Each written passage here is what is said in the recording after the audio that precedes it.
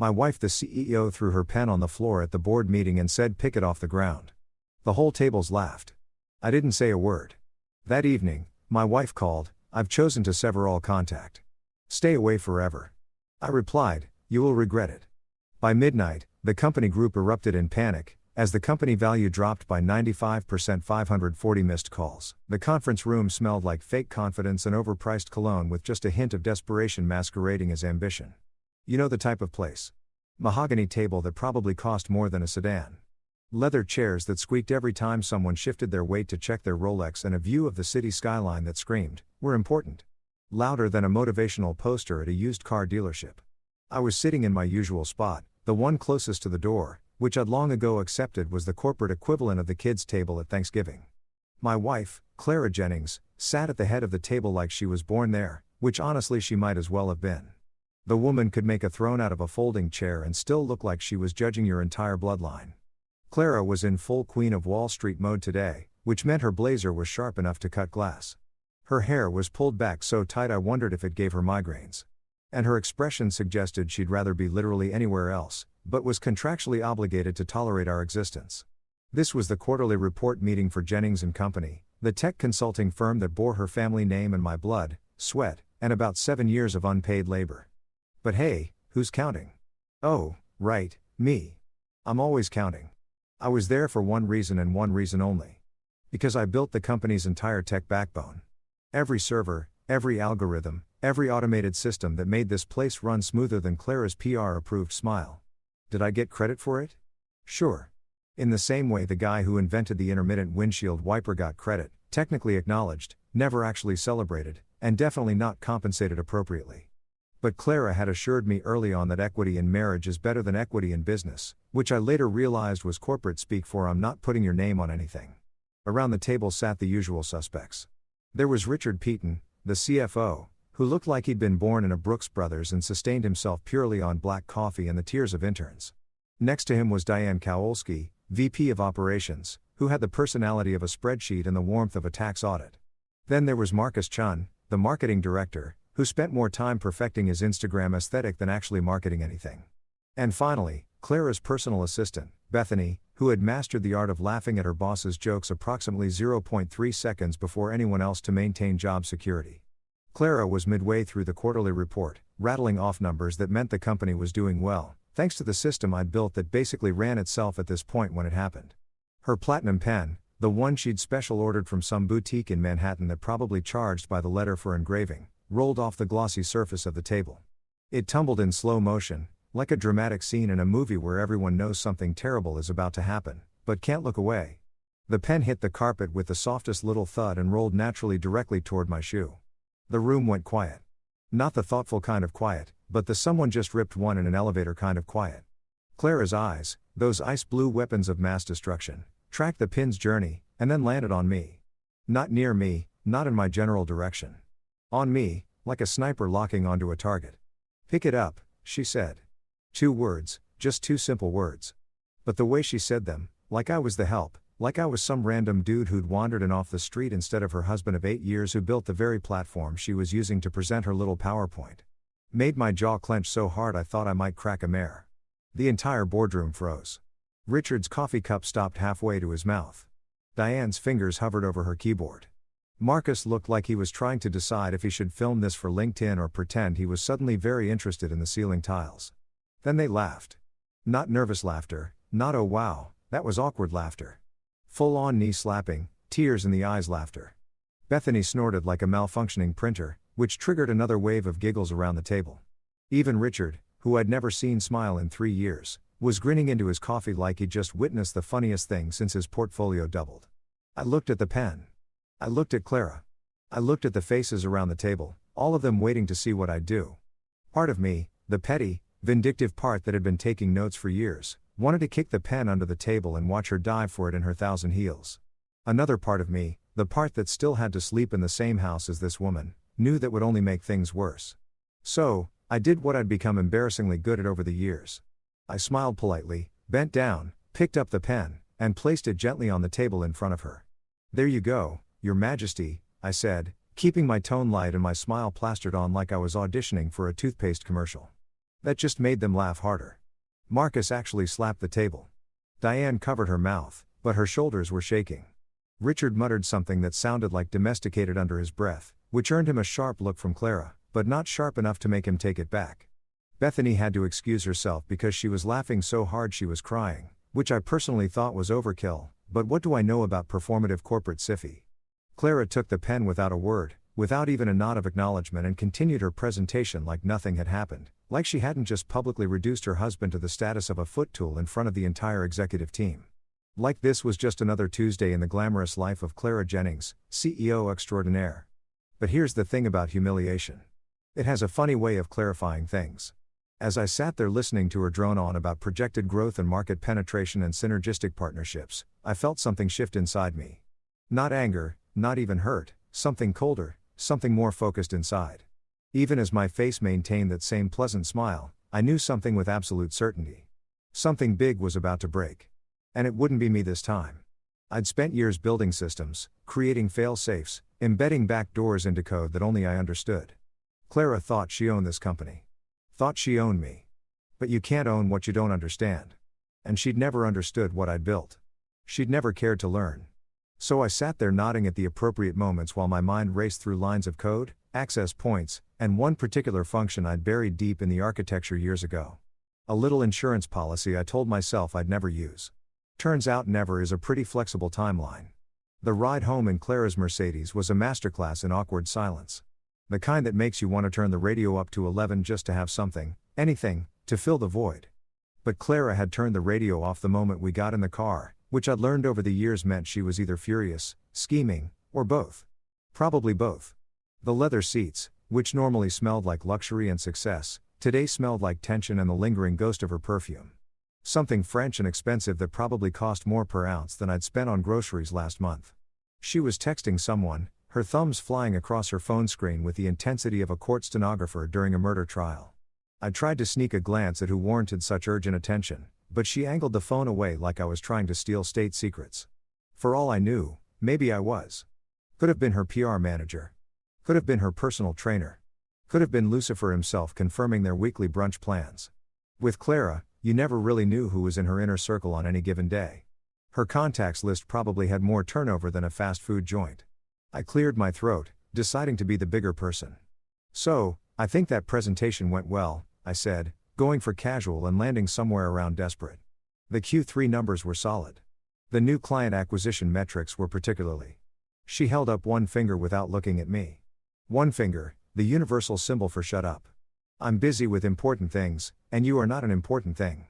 I watched that perfectly manicured finger hover in the air between us, like a tiny middle finger to my entire existence. And I felt my jaw clench for the second time that day. I was going to need a mouth guard at this rate, right? Yeah, no problem, I muttered, turning to look out the window. As we merged onto the highway, the city lights blurred past. All those other people in all those other cars probably having normal conversations with their spouses about what to have for dinner or whose turn it was to take out the trash. Meanwhile, I was sitting here getting the silent treatment like I was a teenager who'd missed curfew, not a grown man who'd just been publicly humiliated by his wife in front of her entire executive team. I tried again about 10 minutes later because apparently I'm a glutton for punishment. Did you want to stop anywhere? We could grab takeout. That Thai place you like is on the way. The one with the no, she said, not looking up from her phone. Just no. Not no, thank you, or I'm not hungry, or even I'd rather eat glass than prolong this car ride. Just a flat dead no that somehow managed to convey that my suggestion was not only unwelcome but actively offensive to her sensibilities. Cool, I said, nodding like an idiot. Home it is then. She didn't respond. Her phone buzzed. She typed something back and then she actually smiled. A real genuine smile that I hadn't seen directed at me in probably 6 months. Whoever was on the other end of those texts was getting the good Clara, the one who laughed at jokes and had personality and didn't treat people like sentient furniture. I wondered what that was like. I used to know back when we were dating, back when she looked at me like I was someone worth looking at. The highway stretched on. I counted exit signs to pass the time. We passed billboard after billboard. Personal injury lawyers promising maximum compensation. Fast food chains advertising deals I'd never take advantage of. A weirdly aggressive ad about gutter cleaning that seemed more threatening than informative. Anything to avoid focusing on the fact that my wife and I were sharing a confined space and somehow I'd never felt more alone. By the time we pulled into our driveway, our being generous since the house was in her name, purchased with her family money and decorated according to her taste, it was almost 7:30. The house was one of those modern minimalist nightmares that looked like it belonged in an architecture magazine and felt about as warm as the magazine's glossy pages. All sharp angles, floor-to-ceiling windows, and furniture that looked expensive but felt like sitting on decorative rocks. Clara loved it. I'd learned to tolerate it. She was out of the car before I'd even unbuckled my seat belt, her heels clicking against the concrete with the efficiency of someone who had much more important places to be. I grabbed my messenger bag from the back seat and followed her in, locking the car because someone had to remember these things. Our house was in a nice neighborhood, the kind where people jogged with expensive strollers and had landscapers with names like Eduardo or Chin's Premium Lawn Service. But still, you lock the car. It's common sense. Inside, Clara didn't even break stride. She went straight to her study. The room I wasn't allowed in without explicit permission. The one with the door that was always locked when she wasn't in it and slammed it behind her hard enough to rattle the abstract art piece in the hallway. The one that looked like someone had sneezed paint onto a canvas and then charged $4,000 for it. I stood in the foyer for a moment listening to the lock click into place and wondered what exactly I'd done to deserve the cold shoulder treatment. Besides exist, apparently I looked at my watch. 7:45. My stomach growled, reminding me that the sad continental breakfast at this morning's meeting, stale croissants and coffee that tasted like regret, had been my only food today. I dropped my bag by the door, walked into our designer kitchen with its marble countertops and appliances that looked like they belonged on a spaceship and opened the fridge. The glow of the interior light felt judgmental somehow, like even the refrigerator was disappointed in my life choices. I made dinner anyway because why not? Someone had to feed the royal ego. And if Clara was going to hold up in her study until midnight, she'd eventually emerge demanding food like a dragon, expecting tribute. I pulled out pasta, some cherry tomatoes, garlic, olive oil, and fresh basil that was probably a week past its prime, but would work. Cooking was one of the few things I did that Clara occasionally praised. Usually when we had guests and she needed to show off her well-rounded husband who cooks. As I chopped garlic and put water on to boil, I thought about the meeting, about the pen, about the laughter, about how Richard had called me domesticated like I was a golden retriever who'd learned a cute trick. The knife thudded against the cutting board in a steady rhythm that was almost meditative. Chop, chop, chop. Each cut felt therapeutic, like I was slicing through more than just garlic. By 8 p.m., I was sitting at our dining table, an 8-seater monstrosity that we'd used for exactly 2 dinner parties in 3 years, eating pasta alone. The chair across from me was empty. The chair next to me was empty. All the chairs were empty except mine. I twirled spaghetti around my fork and tried to remember the last time Clara and I had eaten a meal together that didn't involve clients or networking or maintaining appearances for someone else's benefit. I couldn't. After dinner, I cleaned up because leaving dishes in the sink would result in a passive-aggressive text the next morning about basic household responsibilities. Then I grabbed my laptop, settled onto the couch, the one piece of furniture I'd actually gotten to choose, a comfortable sectional that Clara tolerated because it was adequately neutral, and opened Google. My fingers hovered over the keyboard for a second before I typed. Is marriage supposed to feel like customer service? The search results were depressingly numerous. Relationship advice blogs, Reddit threads with titles like, "Am I the only one?" And "Does anyone else feel like their spouse's employee?" And even a few academic articles about emotional labor in modern marriages. I clicked through a few reading stories from other people who felt exactly like I did, undervalued, taken for granted, more like staff than partners. One comment stuck with me. If you're constantly asking yourself if this is normal, that's your answer. It's not. I closed the laptop and stared at the ceiling. From Clara's study, I could hear her on a phone call, her voice muffled, but animated. She was laughing at something. That laugh used to be for me. Now it was for board members and investors and whoever the hell she'd been texting in the car. The house settled around me, all its expensive emptiness pressing in. Somewhere in the back of my mind, a plan was beginning to form. Not concrete yet, just the shadow of an idea, but it was there waiting. I just didn't know yet how soon I'd need it. I'd moved from the couch to my desk around 9:30. Partially because sitting in the living room staring at nothing was getting depressing, and partially because I needed to check some code I'd been working on for a client project. Well, client project was generous. It was more like a side hustle I'd been developing in secret. Something that had nothing to do with Jennings and Company and everything to do with maintaining my sanity. When you spend your days building someone else's empire for free, you start thinking about building your own. The house had settled into its usual nighttime rhythm, which is to say it was quiet as a tomb, Except for the occasional creak of expensive wood flooring adjusting to temperature changes. Clara was still locked in her study, probably on her third conference call of the evening with investors in different time zones, or maybe practicing her TED talk about female entrepreneurship that conveniently left out the part where her husband built the actual product she was selling. I had my headphones on, some lofi beats playlist that was supposed to help concentration, and I was actually getting into a decent flow when my phone lit up on the desk. 10:42 p.m. Clara's name flashed across the screen. I stared at it for a second, confused. She was literally 30 feet away down the hall in her study. Why would she be calling me? Had something happened? Was the house on fire and she couldn't be bothered to walk over and tell me in person? With Clara, anything was possible. I pulled off my headphones and answered, "Hello, I've chosen to sever all contact. Stay away forever." Her voice came through the speaker cold and rehearsed like she'd practiced this line in the mirror a few times to get the delivery just right. It had that quality of a prepared statement, the kind politicians read after a scandal breaks. Formal, distant, completely devoid of anything resembling human emotion. I laughed. I actually laughed because what else do you do when your wife calls you from 30 feet away to deliver what sounds like dialogue from a particularly dramatic soap opera? What? Like a trial separation, I said, still half convinced this was some kind of weird joke or stress-induced breakdown. "Clara, are you okay? Did something happen?" "No," she said, and I could hear her take a breath. The kind you take before delivering news you know is going to land like a bomb, like you don't exist. The laughter died in my throat. I pulled the phone away from my ear for a second, looked at the screen to confirm I was actually talking to my wife and not some prank caller, then put it back. "I'm sorry." "What? You're calling me from your study to tell me I don't exist?" "Clara, this is insane. If you want to talk about what happened today, we can." "There's nothing to talk about." She cut me off, her voice sharp as a paper cut. "I've made my decision. This marriage is over. I want you out of the house by the end of the week. My lawyer will contact you about the details." I sat there, phone pressed to my ear, trying to process what I was hearing. End of the week. Lawyer. This wasn't a conversation.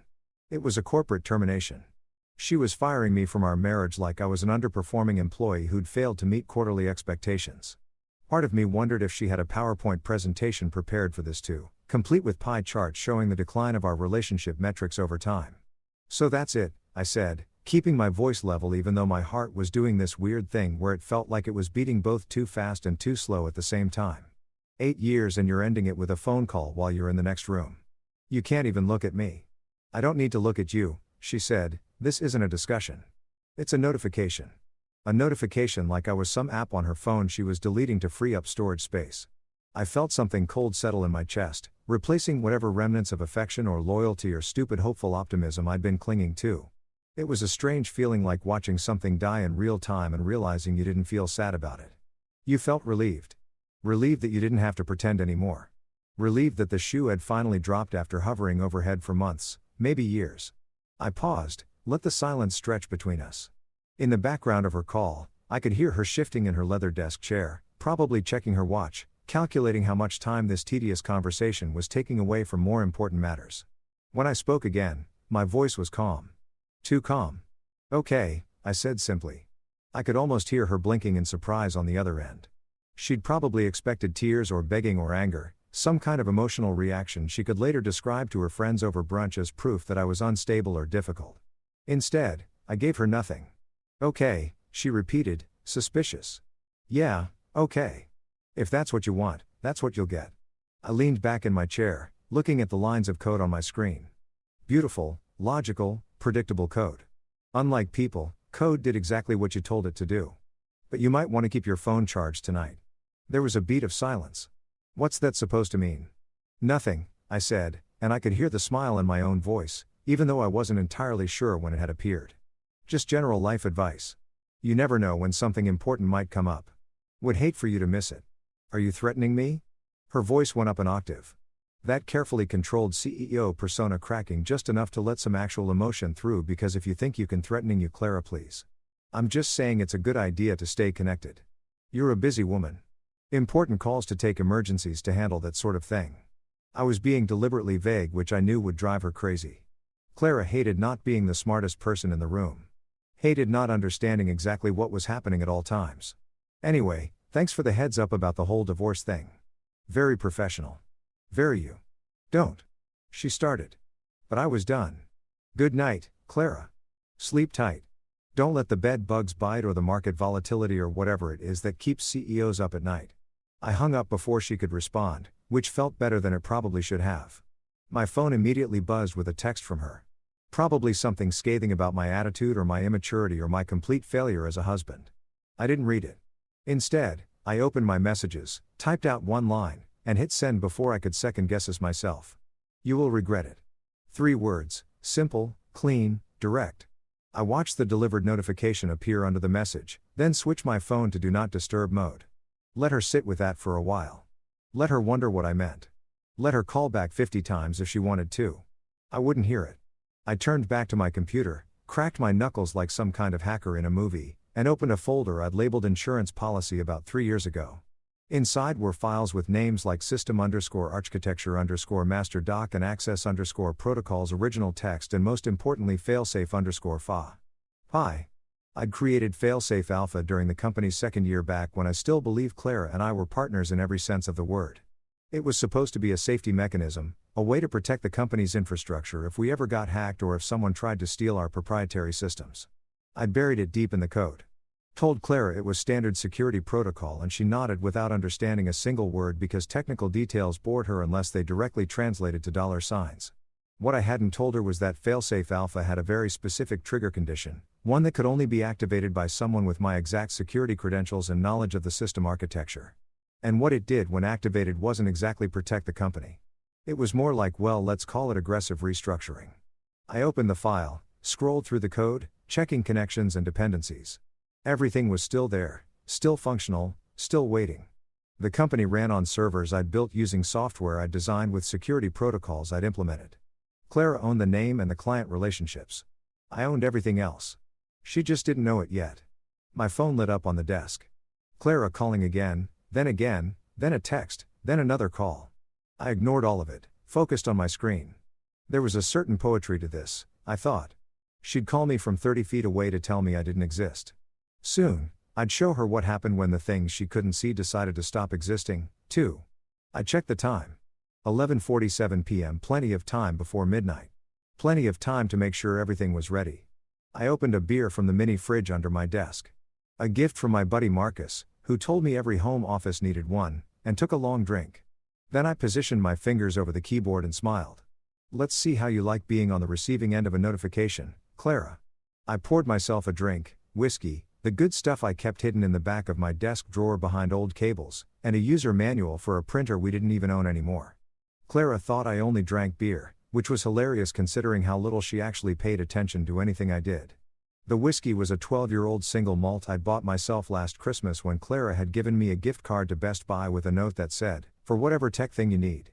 Romantic, right? Really captures that holiday magic. I sat at my desk, the amber liquid catching the light from my monitor and opened my laptop properly. Not the sanitized corporate-approved laptop that Jennings & Company had issued me with all its tracking software and restrictions, but my personal machine, the one with the good processor, the encrypted hard drive, and absolutely zero connections to Clara's digital empire except for the ones I deliberately maintained as insurance. This was my kingdom. This cluttered desk with its coffee-stained mouse pad and the action figure of Iron Man that my nephew had given me 3 birthdays ago because he said I fixed stuff like Tony Stark. Kid had no idea how right he was. The thing about Jennings & Company that nobody really understood, including and especially Clara, was that it wasn't her company. Not really. Sure, her name was on the door, her face was on the website. Her signature was on all the contracts. But the actual company, the beating heart of it, that was all me. I had built its internal systems from the ground up, starting from that dingy 1-bedroom apartment we'd shared when we were still pretending to be equals. Back when she'd look at me with something resembling respect and say things like, "We're going to build something amazing together." Instead of, "Pick it up." I'd constructed every server, every database, every line of automation that made the company run smoother than Clara's carefully maintained public image. The client tracking AI that everyone raved about. Mine. The predictive analytics that helped close deals before competitors even knew they were on the table. Mine. The security protocols that had protected the company from 3 separate attempted cyber attacks. Oh, mine. I'd even built the internal messaging system they used, the one that was currently probably lighting up like Times Square with panicked messages from Clara trying to figure out what my cryptic text had meant. Clara owned the spotlight. She was good at that part. I give her credit. She could walk into a room and make everyone believe she was the smartest person there. Could spin narratives about innovation and disruption that made investors open their wallets like hypnotized cult members. But I own the code. And the code, my friends, had a very special switch. I pulled up the system architecture files, the ones that mapped out every connection, every dependency, every single point where data flowed through the company's digital infrastructure. It looked like a circuit board designed by someone on a caffeine bender. Lines connecting to more lines. Each one representing hours of work, late nights, sacrificed weekends. There were sections I'd built during our honeymoon for crying out loud because Clara had gotten an urgent call from a potential client and I'd needed to set up a demo environment while she smoothed them at a beach bar in Cancun. And they're buried about 17 layers deep in a subsystem labeled security_protocols_redundant_backup_v7, a name so boring that no one would ever bother to actually investigate it was failoff_fa. My masterpiece, my insurance policy, my nuclear option.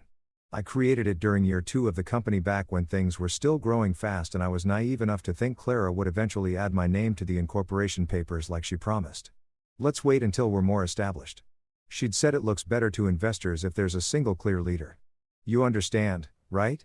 And I'd nodded like an idiot, believing that more established would eventually arrive, not realizing it was corporate speak for never. Failsafe_alpha was supposed to be a safety mechanism, a way to protect everything I'd built if something catastrophic happened. If we got hacked, if a disgruntled employee tried to steal proprietary code, if the company got hostile takeover bid and someone tried to lock me out of my own systems. It was the digital equivalent of a self-destruct button, except instead of destroying everything, it just reorganized things aggressively, chaotically, permanently. The beauty of it was in its simplicity. One command executed with my specific credentials would trigger a cascade of automated processes that would make the company's entire digital infrastructure have what I come to think of as a very public nervous breakdown. Contracts would auto-cancel. Financial reports would show false liquidation alerts. The AI would start making decisions based on corrupted datasets. Client databases would become temporarily inaccessible. Stock valuations would plummet. And the best part, it would all look like a catastrophic system failure.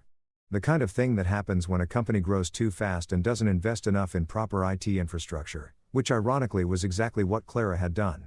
She'd been so focused on expansion and acquisition and her personal brand that she'd ignored my repeated warnings about system vulnerabilities, about the need for redundancies, about the importance of documentation and proper security protocols. You're being paranoid, she'd said more than once. Just keep everything running. That's your job. Well, now my job was apparently over, so why should I keep anything running? I took another sip of whiskey and thought about the meeting, about that pen rolling across the floor, about the laughter, about Bethany snorting like a malfunctioning printer while Richard muttered domesticated and Clara just sat there accepting their mockery of her husband as perfectly normal and acceptable behavior. I thought about all the dinner parties where I'd been introduced as Clara's husband instead of the CTO, or even just this is my husband who built the company's entire technical infrastructure. I thought about the credit I'd never received, the equity I'd never been granted, the respect I'd been systematically denied. And then I thought about that phone call, that cold, calculated corporate termination disguised as a marriage ending. I've chosen to sever all contact, stay away forever. Like I was a vendor whose contract wasn't being renewed. Like 8 years of my life were just a line item she was removing from her budget. My fingers moved across the keyboard almost of their own accord, pulling up terminal windows and security access points.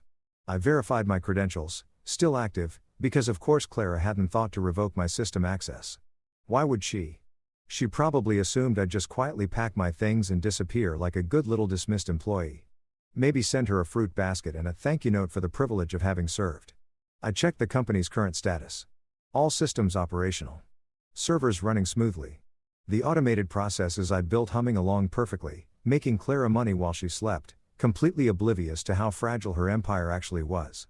I could see the real-time data flowing through client transactions, processing reports, generating the AI, making micro decisions about resource allocation. It was beautiful in a way, a complex machine operating flawlessly because I designed it to operate flawlessly for her. I opened another window and pulled up the company's current stock valuation. Trading had closed for the day, but the after-hours numbers looked good. Really good. The company was valued at just over $3.22 billion, which was frankly insane considering we'd started in that cramped apartment with a dream and my coding skills. Clara had been profiled in Forbes last month, featured in their 30 Under 40 issue, even though she was 37, but apparently they'd made an exception because her visionary leadership was just that impressive. The article hadn't mentioned me once, not even in the acknowledgements. I wondered what Forbes would write about tomorrow. The clock in the corner of my screen ticked over. 11:52 p.m. I had 8 minutes until midnight. Not that midnight was significant in any practical sense. The code would work just as well at 11:53 or 12:47 or 3 o'clock in the morning. But there was something poetic about it, something cinematically satisfying about timing the fall of Clara's empire to coincide with the death of one day and the birth of another. New beginnings and all that inspirational poster nonsense. I pulled up the Failsafe Alpha file one more time, scrolling through the code to make absolutely sure I hadn't missed anything. Every function was intact. Every trigger was properly configured. Every cascade protocol was ready to execute. The code was clean, elegant, even some of my best work, which was saying something considering the quality of what I'd built for this company. My phone buzzed again. Another call from Clara number 47. If I was counting correctly, which I was because I'm petty like that. I let it go to voicemail, imagining her in her study, probably pacing now, her carefully maintained composure cracking as I refused to respond to her summons. She wasn't used to being ignored. She wasn't used to not getting immediate compliance when she demanded something. This had to be driving her absolutely insane. Good. I finished my whiskey, set the glass down with a satisfying clink against the wooden desk, and positioned my hands over the keyboard. My heart was doing this weird thing where it felt both calm and racing at the same time, like my body couldn't decide if this was terrifying or exhilarating. Probably both. Definitely both. 11:58 p.m. I thought about calling someone, my brother maybe, or my college roommate Dave, just to have someone witness this moment. But no, this was something I needed to do alone. This was between me and Clara and 8 years of accumulated disrespect. 11:59 p.m. I took a breath, then another. My fingers rested on the keys, ready. You know what, Clara? I said out loud to the empty room. You were right about one thing. I don't exist. Not to you, anyway. But let me show you what happens when something that doesn't exist decides to stop pretending. The clock hit 1159 and 30 seconds. I typed the command, enter my credentials, verified the execution parameters one final time. 11:59 and 50 seconds. My cursor hovered over the enter key. See you on the other side, I whispered. And at exactly 11:59 and 59 seconds p.m., I pressed enter. The screen flickered once like it was taking a breath before a performance. And then all hell broke loose in the most beautiful catastrophic way I'd ever witnessed. At exactly 11:59 p.m., the moment my finger left the enter key, every server that powered Jennings and Company started screaming like a kettle on full boil. Not literally screaming. Obviously, servers don't have vocal cords. But the system monitoring dashboard I had pulled up on my second screen erupted into a light show of red alerts, error messages, and warning notifications that would have made a Christmas tree jealous. I sat back in my chair, cracked open another beer, and watched the digital apocalypse unfold with the kind of satisfaction usually reserved for watching your favorite sports team score a game-winning touchdown. Except this was better than any sports game, because I wasn't just watching. I'd written the entire playbook. The first thing Failsafe_Alpha did was target the automated contract management system, the crown jewel of the company's operations. This was the AI-powered beauty that handled client agreements, renewals, and those sweet recurring revenue streams that made investors salivate. I'd spent 9 months perfecting it, teaching it to recognize patterns, flag opportunities, and essentially print money while Clara took all the credit during board meetings. Now, at 12:01 a.m., it had developed a sudden and aggressive case of amnesia mixed with what could only be described as suicidal tendencies. High-value contracts started auto-canceling. Not the small ones, that would have been too subtle. No, Failsafe Alpha went straight for the jugular, targeting the top 50 clients by revenue. Companies that paid us 6 and 7 figures annually suddenly received automated emails informing them that Jennings and Company was restructuring operations and would be unable to continue service effective immediately. The emails were professionally worded naturally. I'd written them years ago as templates, but their timing and volume was about as professional as a bull in a china shop wearing roller skates. I watched the activity log scroll past on my screen. Each line representing another severed revenue stream. Another broken relationship, another nail in the coffin of Clara's empire. It was poetry in motion. If poetry could be written in Python and executed with ruthless efficiency. By 12:03 a.m., the financial reporting system had joined the party.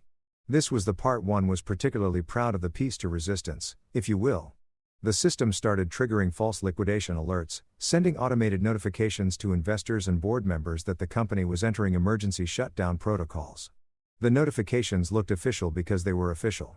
I built them into the system as part of the disaster recovery procedures that Clara had approved without reading. The irony was delicious. Stock market algorithms that monitored after hours, company communications picked up these alerts immediately.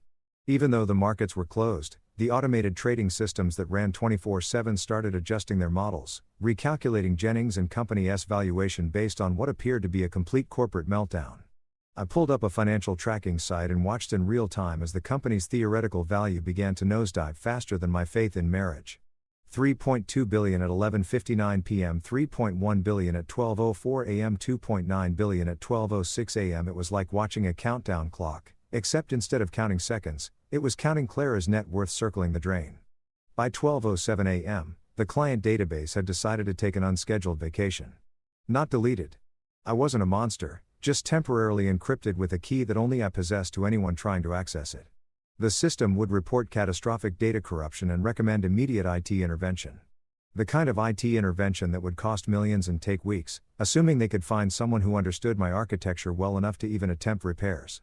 Spoiler alert, they couldn't because I deliberately made the documentation about as helpful as assembly instructions written in ancient Samrian. The AI systems were really getting into the spirit. Now, the predictive analytics engine, which normally suggested optimal resource allocation and client engagement strategies, had apparently decided that the optimal strategy was chaos. It started making recommendations like divest all assets immediately and liquidate all holdings. And my personal favorite, terminate all employment contracts and flee to a non-extradition country. I hadn't programmed that last one. The AI had genuinely gone off the rails in the most entertaining way possible. At 12:10 a.m., I decided to check in on the company's Slack workspace. Because if there's one thing I'd learned about corporate America, it's that when stuff hits the fan, everyone runs to Slack to panic. Collectively, I'd maintained admin access to the workspace. Naturally, and set my status to invisible so I could lurk like a ghost at my own company's funeral. The main channels were exploding. The first message had appeared at 12:02 a.m. from Dylan, the night shift system administrator, who probably thought this was going to be a quiet Tuesday night of Netflix and occasionally checking server logs. Dylan, guys, anyone else seeing weird behavior in the contract system that had been followed approximately 30 seconds later by Dylan? Okay, never mind. Everything is on fire. Dylan, not literally fire, but like digital fire. Dylan, someone call someone. The IT channel had devolved into complete pandemonium. Messages were flying faster than I could read them. A stream of consciousness panic attacks spread across multiple employees who were apparently all working late or had been woken up by automated alert systems. Sarah DevOps, all servers reporting critical failures simultaneously. James_backend. How is that even possible? Sarah_DevOps. I don't know, James. That's why I'm asking. Marcus_IT contract system just sent termination notices to Lex. Sarah_DevOps. Lex is our biggest client. Marcus was our biggest client. I took a sip of beer and scrolled through more channels. The executive team's private channel, which I'd been removed from 3 months ago, but had maintained backdoor access to because I'm not an idiot, was even better. Richard, the CFO who'd found my humiliation this morning so amusing, had posted at 12:11 a.m. Richard CFO, what's happening? Richard CFO, someone explain to me why Bloomberg is reporting we're in liquidation. Richard CFO, our stock projection just dropped $2.1 billion. Diane, VP of Operations, chimed in with her characteristic grace under pressure. Diane_ops, this can't be real. Diane_ops, this has to be a hack. Diane_ops, we're down $3.1 billion. And then at 12:15 a.m., the message I'd been waiting for appeared, written in all caps with the fury of 1,000 suns. Claire CEO, fix this now. Claire CEO, I want every single person on this platform working on solutions immediately. Claire CEO, someone get our lead developer on the line. I laughed out loud at that one, the sound echoing in my empty office. Lead developer. That's what she called me when she needed something fixed, when my actual title was apparently too complicated or too generous for regular use. I wondered how long it would take someone to point out that the lead developer was her soon-to-be ex-husband who she just fired via phone call from 30 feet away. Marcus from marketing, not the same Marcus as Marcus_it, because apparently every tech company is legally required to employ multiple people named Marcus, provided the answer. Marcus_marketing. Clara, isn't that your husband? The chat went silent for approximately 15 seconds, which in Slack time felt like an eternity. Then, Claire_CO, someone else, get someone else. Claire CEO, call external consultants. Claire_co, call anyone.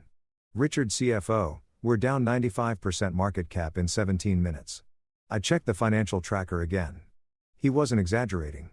From 3.2 billion to 160 million in less than 20 minutes. That had to be some kind of record. I should probably check the Guinness Book of World Records.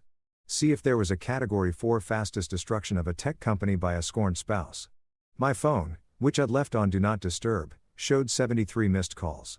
60 from Clara.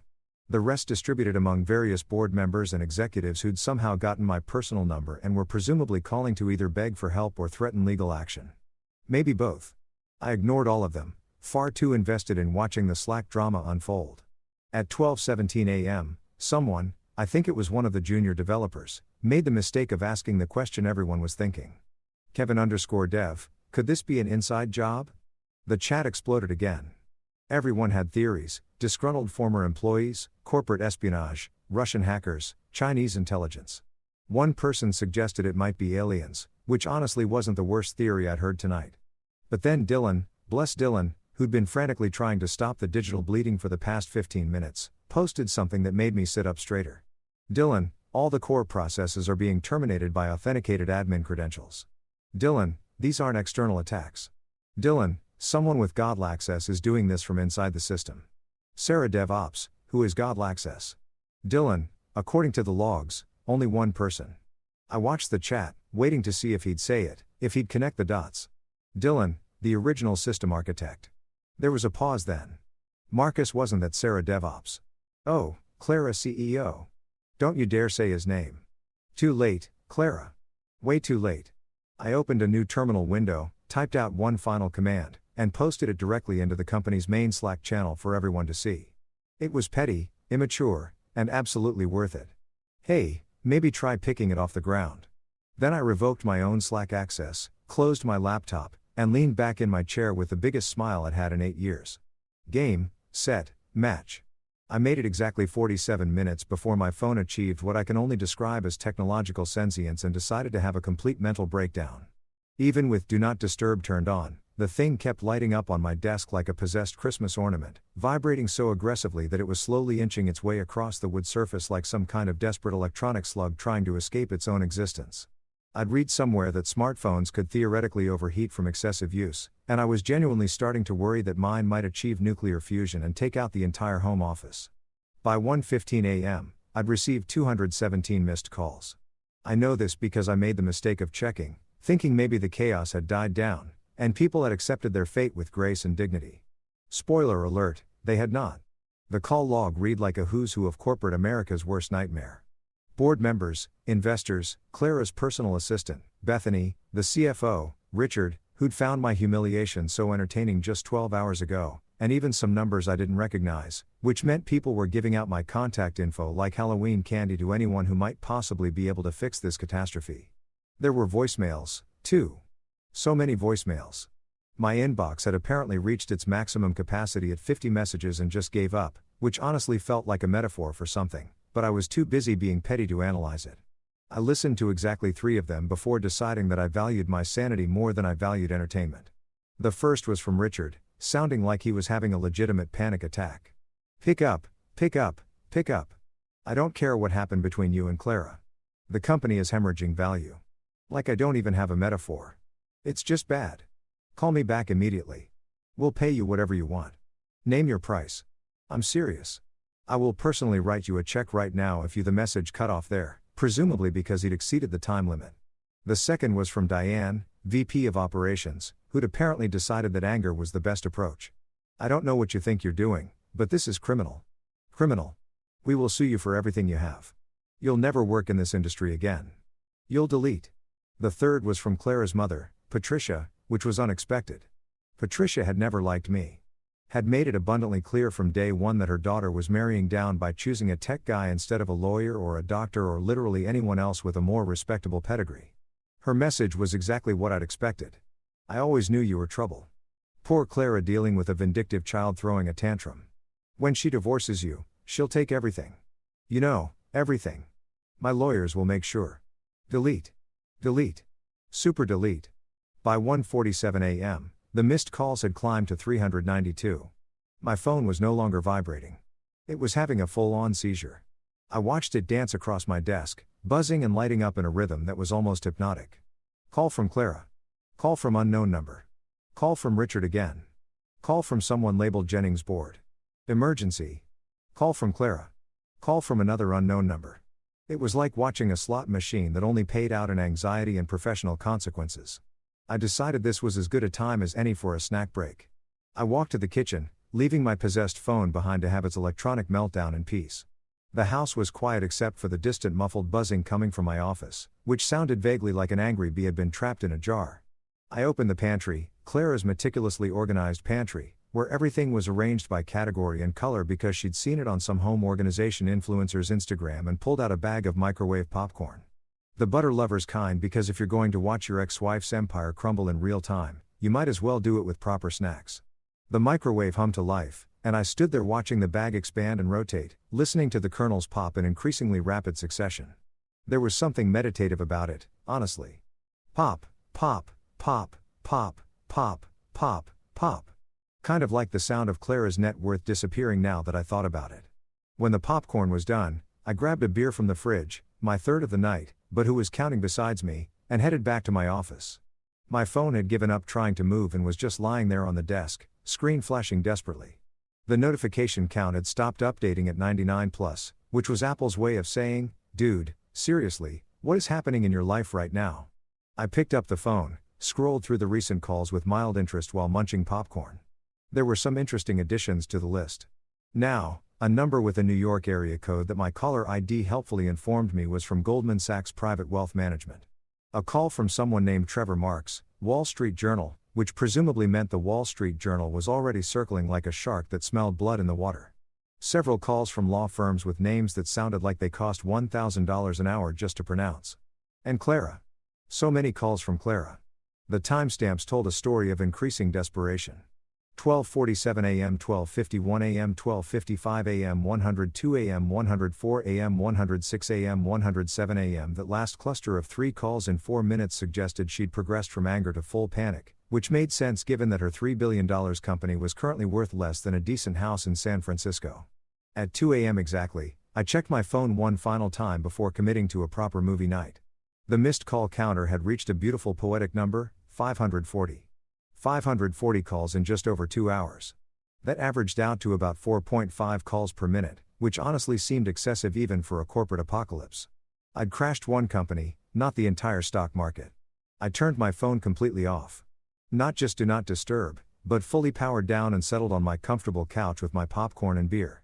The TV remote sat on the coffee table next to Clara's collection of interior design magazines that she never actually read, but kept around because they made her look cultured. I grabbed the remote and opened Netflix, scrolling through options. What does one watch while their ex-wife's empire burns down in real time? An action movie felt too intense. A drama felt redundant given that I was living through enough drama for 3 Shakespearean plays. A documentary seemed too educational. Then I saw it sitting there in my continue watching queue, The Office. Perfect.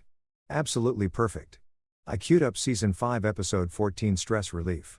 The one where Dwight stages a fire drill that goes horribly wrong and everyone panics. The irony was so thick you could cut it with a knife. I hit play and settled in. Watching as Dwight locked all the doors and set a trash can on fire while shouting, "The fire is shooting at us." Mood, I said to my empty living room, raising my beer and a solitary toast. By 3:30 a.m., I'd finished 4 episodes and 2 bags of popcorn.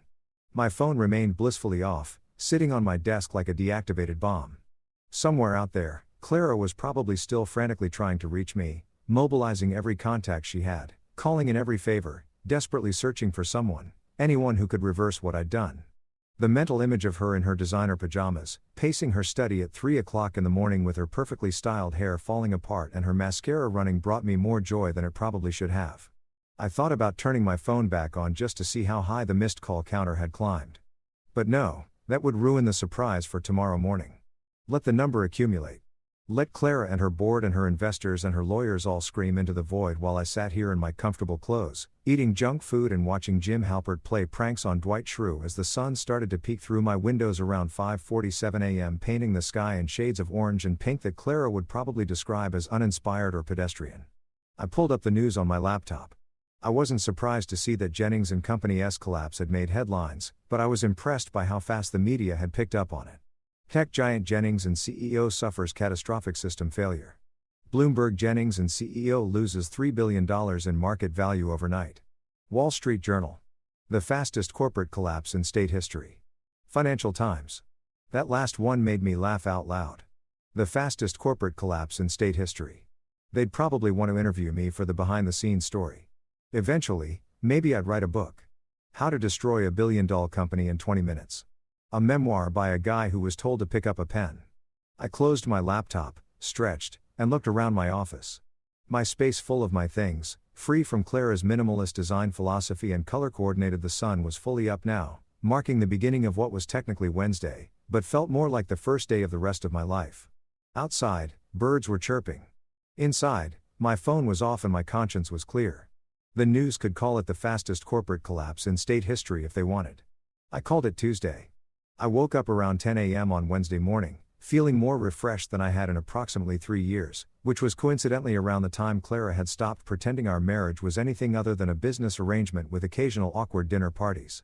My neck didn't hurt from sleeping on the couch. I'd actually made it to the bed around 6 a.m. and for the first time in recent memory, I didn't wake up with that familiar knot of dread in my stomach that usually accompanied the thought of existing in the same house as my wife. Ex-wife, soon to be ex-wife, whatever the legal terminology was for a woman who tried to fire me from our marriage via phone call.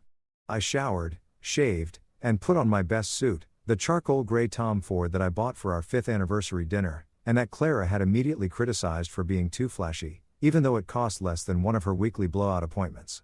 I paired it with a crisp white shirt, my favorite tie with the subtle geometric pattern, and the watch my brother had given me when I'd graduated college with my computer science degree.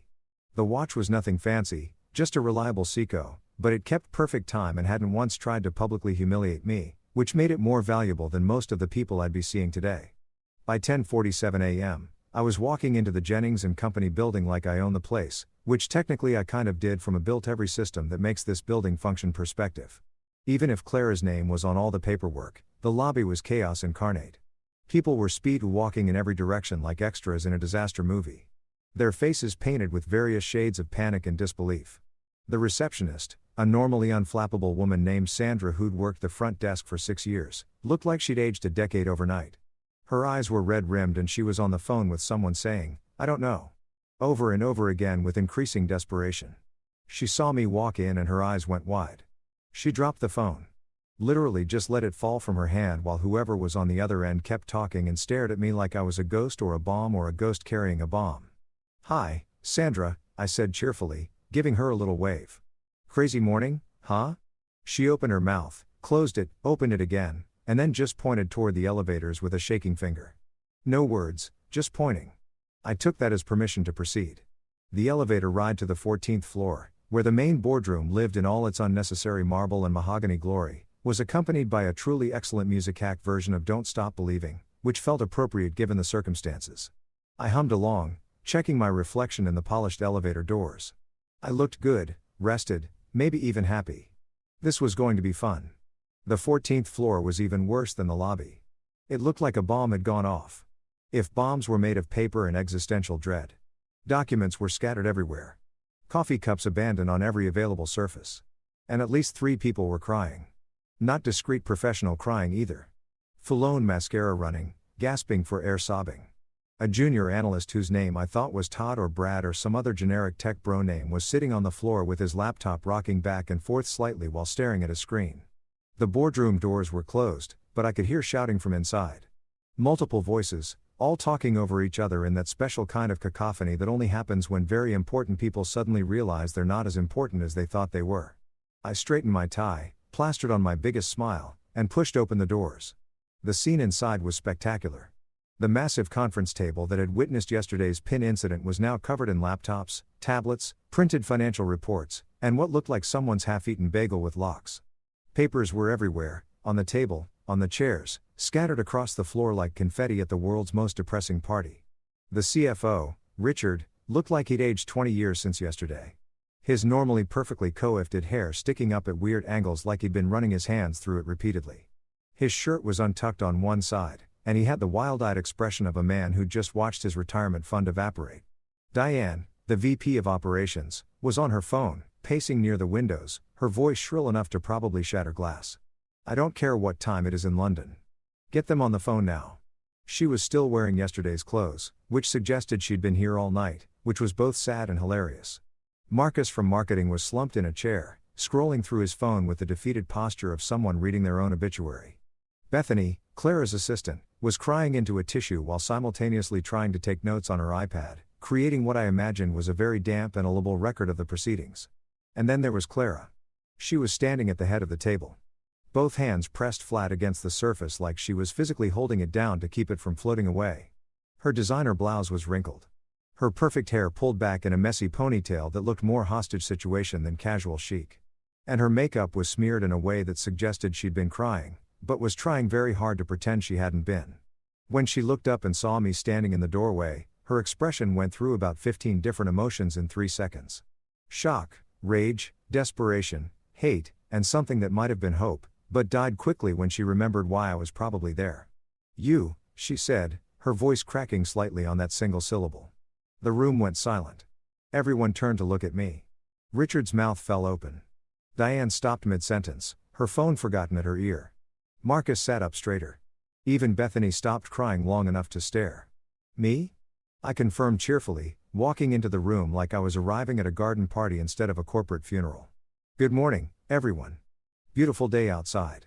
Anyone catch the sunrise? No. Too busy watching your stock value circle the drain? Understandable. You destroyed everything. Clara's voice cracked again and she pushed off from the table, taking a step toward me. Her hands were shaking. Actually shaking.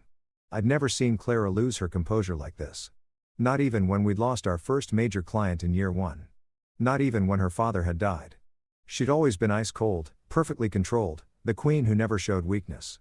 But right now, she looked absolutely shattered. I smiled. The kind of smile that I'd been practicing in the mirror this morning while brushing my teeth, calm, collected, maybe even a little amused. Oh, come on, Clara. You did that when you dropped the pen. The silence that followed was so thick you could have cut it with a knife and served it at a dinner party. It was delicious. Absolutely delicious. I could see the realization spreading across everyone's faces. The connection between yesterday's casual humiliation and today's corporate apocalypse. Richard actually gasped. Diane's phone slipped from her hand and clattered to the floor. Marcus whispered, "Holy shit." Under his breath. Clara's face went through several more color changes, pale to red to an interesting shade of purple that probably wasn't medically advisable. She lunged for her phone on the table, her movements jerky and desperate. "Security," she said, her voice barely above a whisper. "I'm calling security." "Too late," I said, still smiling. I pulled a folder from under my arm. I'd been carrying it this whole time, but nobody had noticed because they were too busy having collective breakdowns and tossed it onto the table. It landed with a satisfying top that made Bethany jump. I've already transferred my ownership patents and algorithm licenses to a new firm. Everything I built, every line of code, every system architecture, every proprietary algorithm, it's all legally mine. And as of 7:32 this morning, it all belongs to ArcForge Technologies. ArcForge, Richard croaked, finally finding his voice. What the hell is ArcForge? I turned to look at him, my smile growing wider. My firm, Richard, my company, the one I built this morning while you were all busy panicking. Funny thing about intellectual property law, when you never put your partner's name on any of the legal documents, despite 8 years of promises, they retain ownership of everything they create. Clara owns the name Jennings & Company and the client relationships. I own everything else. I watched the implications sink in across their faces. Without the systems I'd built, Jennings & Company was just an empty shell with a fancy name. They had nothing to sell, no infrastructure to support clients, no AI to automate processes. They were a car dealership without any cars, a restaurant without a kitchen. You can't do this, Diane said, but her voice lacked conviction. She knew I could. They all knew I could. Already did, I replied. I looked around the room one more time, taking in the destruction, the panic, the beautiful chaos that I'd created with one command and 8 years of contingency planning. Oh, and by the way, Jerry and Priya from your board, they called me this morning. They're joining ArcForge as senior advisors. They said they loved my sense of humor. That wasn't entirely true yet. Jerry and Priya had sent inquiring emails, but we hadn't finalized anything. But the looks on everyone's faces made the embellishment worth it. Clara just stared at me, her mouth opening and closing like a fish drowning in air. For once in her life, she had absolutely nothing to say. I straightened my tie one more time and headed for the door. Before I left, I turned back, catching Clara's devastated expression one last time. "Oh, and Clara, if you drop your pen today, pick it up yourself." The door closed behind me with a satisfying click, and I walked toward the elevator with my head held high, leaving the wreckage of Clara's empire scattered across that conference room like the world's most expensive jigsaw puzzle. 48 hours. That's all it took for ArcForge Technologies to go from a spite-fueled idea I'd incorporated while eating popcorn and watching The Office to the hottest name in the tech industry. 48 hours for my newly minted company to trend globally on Twitter, LinkedIn, and even TikTok, where some finance bro with exceptionally good hair had made a video about the fastest revenge glow-up in tech history that got something like 4 million views. I didn't have TikTok. I valued my attention span, but my nephew sent me the link with approximately 17 fire emojis and the message, "Uncle, you're famous." I'd spent Wednesday afternoon after leaving the Jennings & Company boardroom doing what any reasonable person would do after destroying their ex-wife's billion-dollar empire. I went to Costco and bought a rotisserie chicken because spite is hungry work and I'd been living off popcorn and beer for 36 hours. Then I went home, set up a proper office space in my spare bedroom, the one Clara had always insisted should be a meditation room that she never once meditated in, and got to work building something that was actually mine. The incorporation papers for ArcForge Technologies were filed by 6 p.m. Wednesday.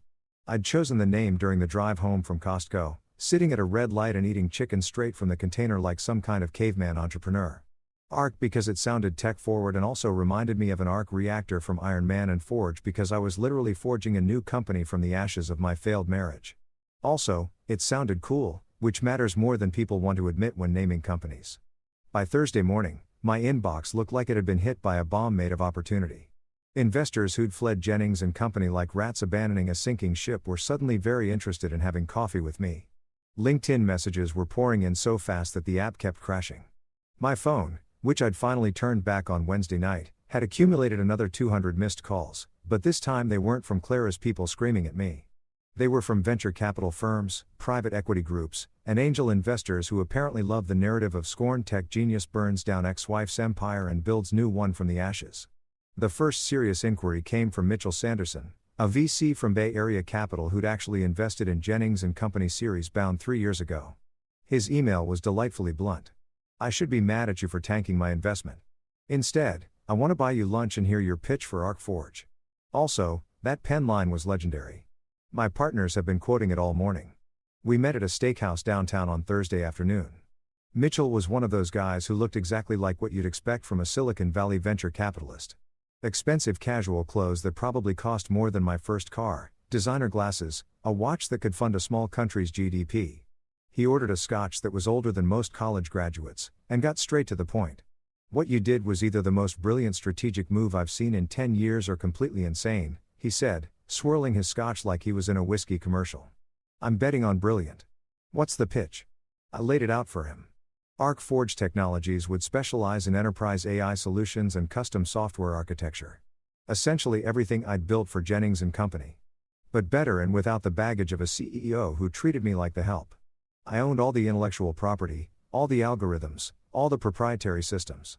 I could license them, improve them, or build entirely new solutions from scratch. The market opportunity was massive because, as recent events had proven, most companies had no idea how vulnerable their tech infrastructure actually was. "How vulnerable is most companies' tech infrastructure?" Mitchell asked, leaning forward with interest. I smiled. "Let's just say if their lead developer decides to go rogue, they're probably screwed. Most places don't document properly, don't build redundancies, and definitely don't consider the risk of the person who built everything deciding they're done being treated like garbage." Mitchell laughed. A genuine bark of amusement that made the people at the next table look over. "That's the most honest pitch I've heard in years. Most founders try to blow sunshine up my ass about how they're going to change the world. You're basically saying you're going to profit off corporate dysfunction and terrible management." "Exactly," I said, "and there's a lot of corporate dysfunction to profit from." By the time dessert arrived, some kind of chocolate thing that cost $32 and came with gold flakes because rich people love pretending they're eating precious metals. Mitchell had committed to a seed round of $5 million. $5 million for a company that was barely 2 days old and consisted of me, my laptop, and a business plan I'd written between episodes of The Office. "I'm in," Mitchell said, shaking my hand across the table. Not just because the tech is solid, though it is, but because you've got the best origin story I've ever heard. Husband destroys wife's company after pen incident is going to play extremely well in the media. The narrative basically writes itself. He wasn't wrong. By Friday morning, the Wall Street Journal had published a feature article titled The Fall of Jennings & Company and the Rise of ArcForge, a tech marriage gone wrong. Forbes followed up with how one developer's revenge reshaped the enterprise software landscape. Even Bloomberg got in on the action with a piece analyzing the systemic vulnerabilities exposed by the Jennings collapse.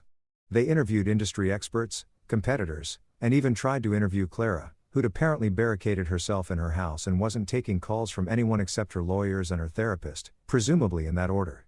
The best part, every single article mentioned the pen.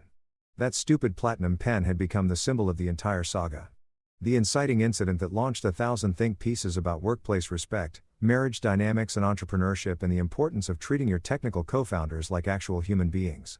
Meanwhile, Jennings & Company was in full death spiral mode.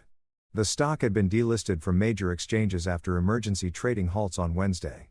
Clients were fleeing faster than you could say breach of contract. Employees were updating their LinkedIn profiles and sending out resumes en masse. The company that had been worth $3.2 billion on Tuesday was now in active liquidation proceedings worth less than the furniture in its downtown office. Clara's personal net worth, which had been featured in Fortune's list of self-made women billionaires just last month, had reportedly dropped by 97%. The media was having an absolute field day with the reversal. And while part of me felt like I should feel guilty about destroying her life's work, mostly I just remembered that phone call. I've chosen to sever all contact. Stay away forever. Yeah.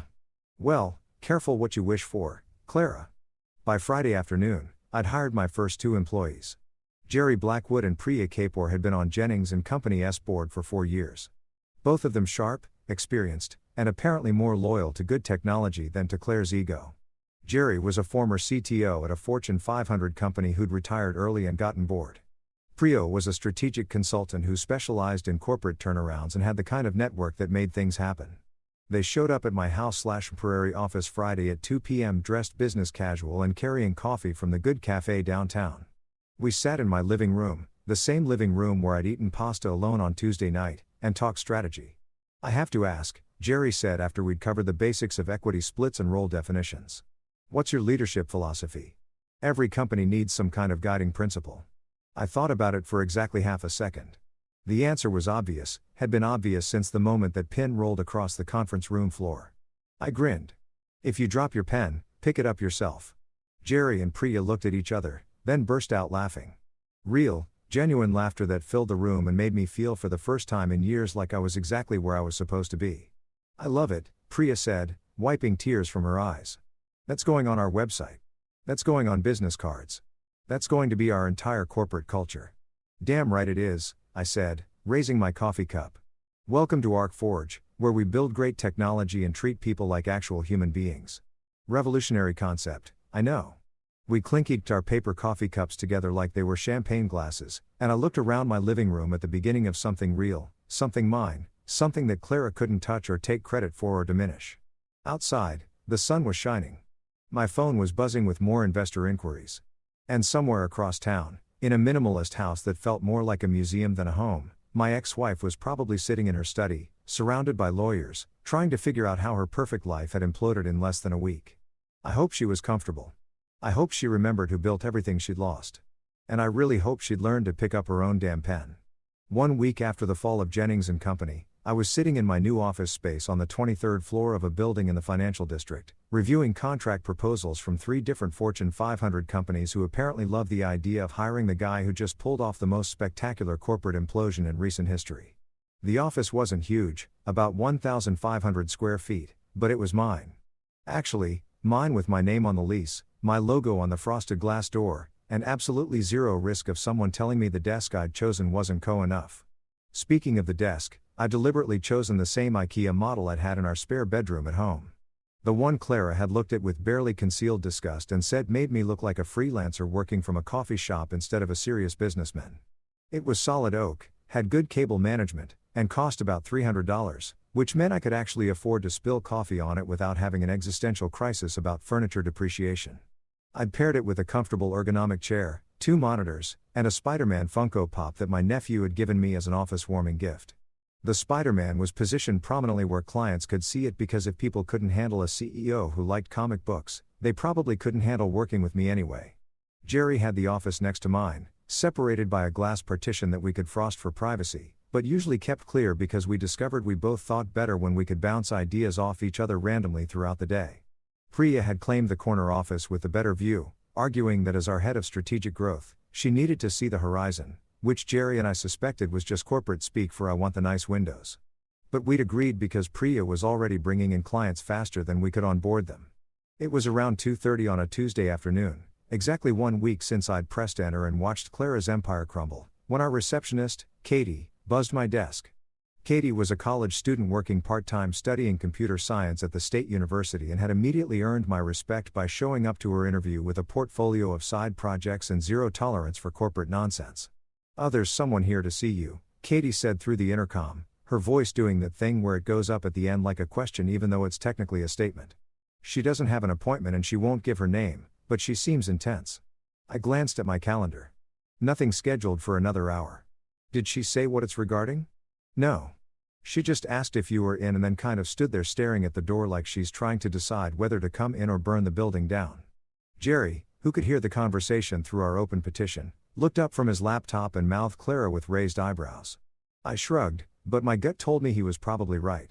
Who else would show up unannounced and radiate enough intensity to make our unflappable receptionist nervous? "Send her in," I said, leaning back in my chair and trying to decide what facial expression I should wear. Professional, smug, concerned. I settled on neutral curiosity, which was probably the most mature option, even though smug was really calling to me. The door opened and Clara walked in. Except it wasn't the Clara I'd last seen in that boardroom a week ago. And it definitely wasn't the Clara who'd sat at the head of conference tables like she was royalty presiding over her subjects. This Clara looked like she'd been through a war and lost badly. Her hair, usually styled within an inch of its life, was pulled back in a simple ponytail that actually looked like a regular human being had done it instead of a professional who charged $200 an hour. She was wearing jeans. Jeans, which I'd seen her wear exactly twice in 8 years, both times under extreme duress, and a plain sweater that looked like it might have actually come from a normal store instead of some boutique where they serve you champagne while you shop. But it was her eyes that really got me. They were exhausted. The kind of exhausted that comes from not sleeping properly for days, from crying until you run out of tears, from watching everything you'd built collapse, and realizing you couldn't stop it. The ice blue weapons of mass destruction had melted into something that looked almost human, almost vulnerable. No security guards flanked her. No assistant trailed behind taking notes. No photographer documented her arrival for social media. Just Clara standing in my doorway looking smaller somehow, like she'd been physically diminished by the weight of the past week. We stared at each other for a long moment. Through the glass partition, I could see Jerry pretending to work on his laptop while obviously watching us with the intensity of someone binge-watching a reality show finale. From Priya's office, I heard her say something into her phone and then the call abruptly ended. She was definitely listening too. "You humiliated me," Clara said finally, her voice barely above a whisper. It wasn't accusatory, wasn't angry, it was just sad, a statement of fact delivered by someone who'd had a week to think about what had happened and had come to some kind of conclusion about it. I leaned back in my chair, my $300 IKEA chair that I loved specifically because it annoyed her, and took my time responding. Part of me wanted to go for the jugular to remind her of every slight, every dismissive comment, every time she treated me like I was less than. But looking at her standing there defeated and exhausted, I found I didn't need to. The scoreboard was pretty clear. "No, Clara," I said calmly. "You humiliated yourself. I just sent the invoice." She flinched like I'd slapped her, but she didn't argue. Didn't try to defend herself or shift blame or launch into one of her carefully rehearsed speeches about leadership and tough decisions. She just stood there absorbing the hit, and then her eyes started to wander around my office. She looked at the IKEA desk, the one that wasn't enough. At my dual monitors displaying lines of code and financial projections, at the Spider-Man Funko Pop standing guard next to my coffee mug, at the framed photo of me and my brother at last year's Thanksgiving that I'd hung on the wall because it made me smile, at the whiteboard covered in brainstorming notes and terrible drawings from our strategy session this morning. At the coffee maker in the corner, a nice espresso machine that Jerry had insisted we needed, and the mini fridge stocked with actually good beer instead of the overpriced craft nonsense Clara had always preferred. Her gaze lingered on the desk for a long moment, and I could practically see the memory playing in her head. Her in our spare bedroom doorway 3 years ago, looking at this exact desk with disdain, suggesting I upgrade to something more professional if I wanted to be taken seriously. Me explaining that the desk was fine, that it was functional, that not everything needed to be a status symbol. Her rolling her eyes and walking away like I was a child who didn't understand how the real world worked. Now that desk sat in a successful company's office with my name on the door and investors literally lining up to give me money. The desk hadn't changed. The world's perception of it had, because the person sitting behind it had stopped letting other people define his worth. "This is," Clara started, then stopped. Her hands were shaking slightly. I noticed she clasped them together to hide it. "This is really nice. The office." "Thanks," I said simply. I wasn't going to make this easy for her by filling the awkward silence with small talk or false pleasantries. She'd come here for a reason, and I was curious to see what it was. "Jerry and Priya," she said, gesturing vaguely toward the glass partitions where my two employees were now completely abandoning any pretense of working and just openly watching us. They were supposed to be loyal to the company. They were loyal to good business. I corrected. "Turns out that's not the same as being loyal to you." Another flinch. She wrapped her arms around herself like she was cold, even though the office was perfectly comfortable. "The lawyers say, I can't sue you. Something about intellectual property rights and the contracts being insufficient. Non-existent." I supplied helpfully. "The contracts protecting your ownership were non-existent because you never put my name on anything. Remember, you were going to eventually, but you were waiting until we were more established. Except we were plenty established. You just didn't want to share credit." "I know," she said quietly. And that surprised me. Not the admission, the quiet way she said it. Like she was genuinely accepting responsibility instead of spinning it into something else. "I know I did this. I know I took you for granted. Took everything you built for granted. I waited. There had to be more." Clara Jennings didn't show up at her ex-husband's office to deliver a simple apology. That wasn't her style. Even defeated. "I came here to ask if you'd consider selling the technology back to me," she continued. And there it was. The real reason for this visit. Not all of it, just enough for Jennings and Company to fulfill our existing contracts. "I have investors willing to fund a rebuild, but they need guarantees that we can actually deliver services and without your systems. You have nothing to deliver." I finished. "Yeah, I'm aware. I built it, remember? I can't pay you what it's worth," she said, her voice cracking slightly. "But I can offer you 40% of whatever we rebuild. Partnership equity, your name on everything this time. Real partnership like it should have been from the start." I almost laughed. The audacity of it, coming here after everything and offering me what she should have given me 8 years ago like it was some kind of generous gift instead of the bare minimum of respect. But I didn't laugh because looking at her standing there, I realized something important. I didn't want it. I didn't want to rebuild Jennings and Company. Didn't want 40% of a company that would always have her family name on the door. Didn't want to go back to being someone's partner when I could be my own boss. "No," I said simply. "No." She looked confused, like she'd been so certain I'd jump at the chance. "But you'd be." "I'd be your partner again," I interrupted, "in a company that I already burned down once. CL, I don't want to rebuild your empire. I'm busy building my own." She opened her mouth to argue, then closed it. Looked around my office one more time at the desk, the monitors, the Spider-Man, the whiteboard, the evidence of something new and mine and untouchable by her. "Right," she said finally. "Of course, I just thought, never mind what I thought." She turned to leave and I let her get all the way to the door before I spoke again. "Clara," she stopped, hand on the door frame, but didn't turn around. "That phone call, I've chosen to sever all contact. Stay away forever. You remember that?" Her shoulders tensed. "Yes. Good. Because that's the last time you get to make demands of me ever. We're done. The company is done. Whatever we were is done. Move on." She stood there for another moment. And I thought maybe she'd turn around, try one more time to convince me or guilt me or manipulate me. But she didn't. She just nodded once, sharp and quick, and walked out of my office without another word. Through the glass, I watched her walk past Katie's desk, past the ArcForge logo on the wall and out into the hallway. The elevator dinged. She stepped inside and then she was gone. Jerry appeared in my doorway approximately 4 seconds later. "Holy dude." "Yeah," I agreed. "You okay?" I thought about it. Really thought about it. Then I smiled. "Yeah, Jerry. I'm actually perfect." Months passed. ArcForge thrived like a plant that finally got moved out of the shade and into actual sunlight. We'd closed deals with 12 major clients, hired 15 employees, and moved into a bigger office space that had an actual break room instead of just a mini fridge and prayers. I'd moved into a downtown loft with exposed brick, hardwood floors, and my dog Baxter, a golden retriever I'd adopted from a shelter who greeted me every day like I was a war hero returning home instead of just some guy who worked from home in sweatpants. Sometimes when I scrolled past news articles about Jennings and Company's liquidation proceedings, I'd smile and whisper to Baxter.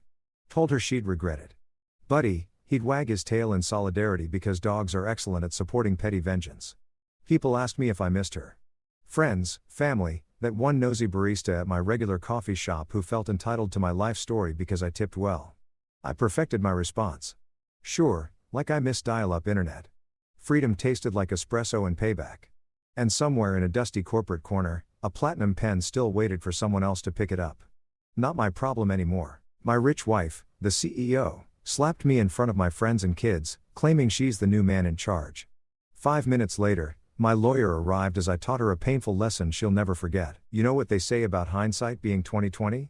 Well, mine's got prescription lenses and a magnifying glass attachment. Because looking back, I should have seen this train wreck coming from 3 zip codes away. But here's the thing about being married to a CEO.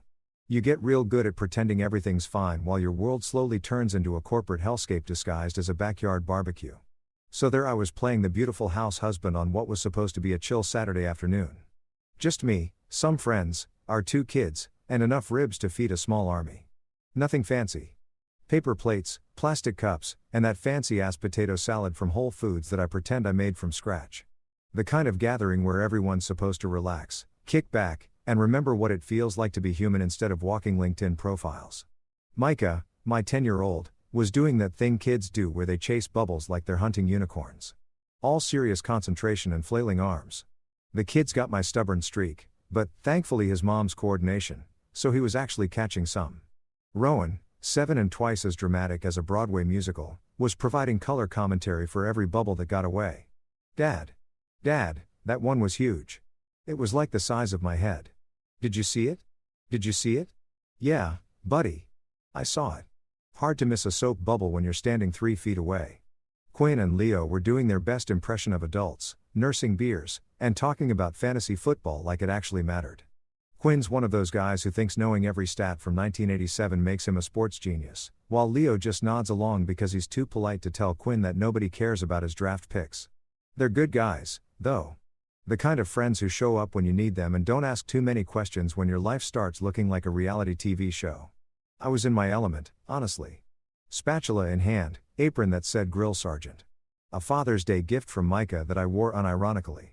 Just a regular dad doing regular dad things. The ribs were hitting that perfect sweet spot between charred and tender.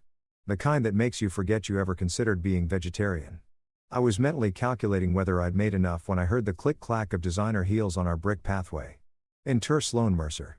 And yeah, she kept her maiden name because God forbid anyone confuse her with some nobody's wife. She strutted into our backyard like she was walking into a board meeting, wearing this crisp white pantsuit that probably cost more than most people's monthly rent. Phone glued to her ear naturally because heaven knows the fate of the business world hung in the balance of whatever call she was taking. Behind her, like some kind of corporate entourage, came 2 of her VP buddies, Jessica and Mark. I think hard to tell them apart since they both have that same dead behind the eyes look that comes from selling your soul to quarterly earnings reports. The kids lit up when they saw her. Mommy, look at the bubbles. Rowan practically launched himself at her legs, which would have been adorable if she hadn't held up one perfectly manicured finger in the universal not now gesture while continuing her phone conversation. Micah, being older and wiser to the ways of corporate mom, just waved and went back to his bubble hunting. Smart kid. Quinn and Leo did that awkward thing guys do when the wife shows up late to her own family gathering, suddenly finding their beer labels incredibly fascinating while trying to pretend they weren't just talking about how she's never around.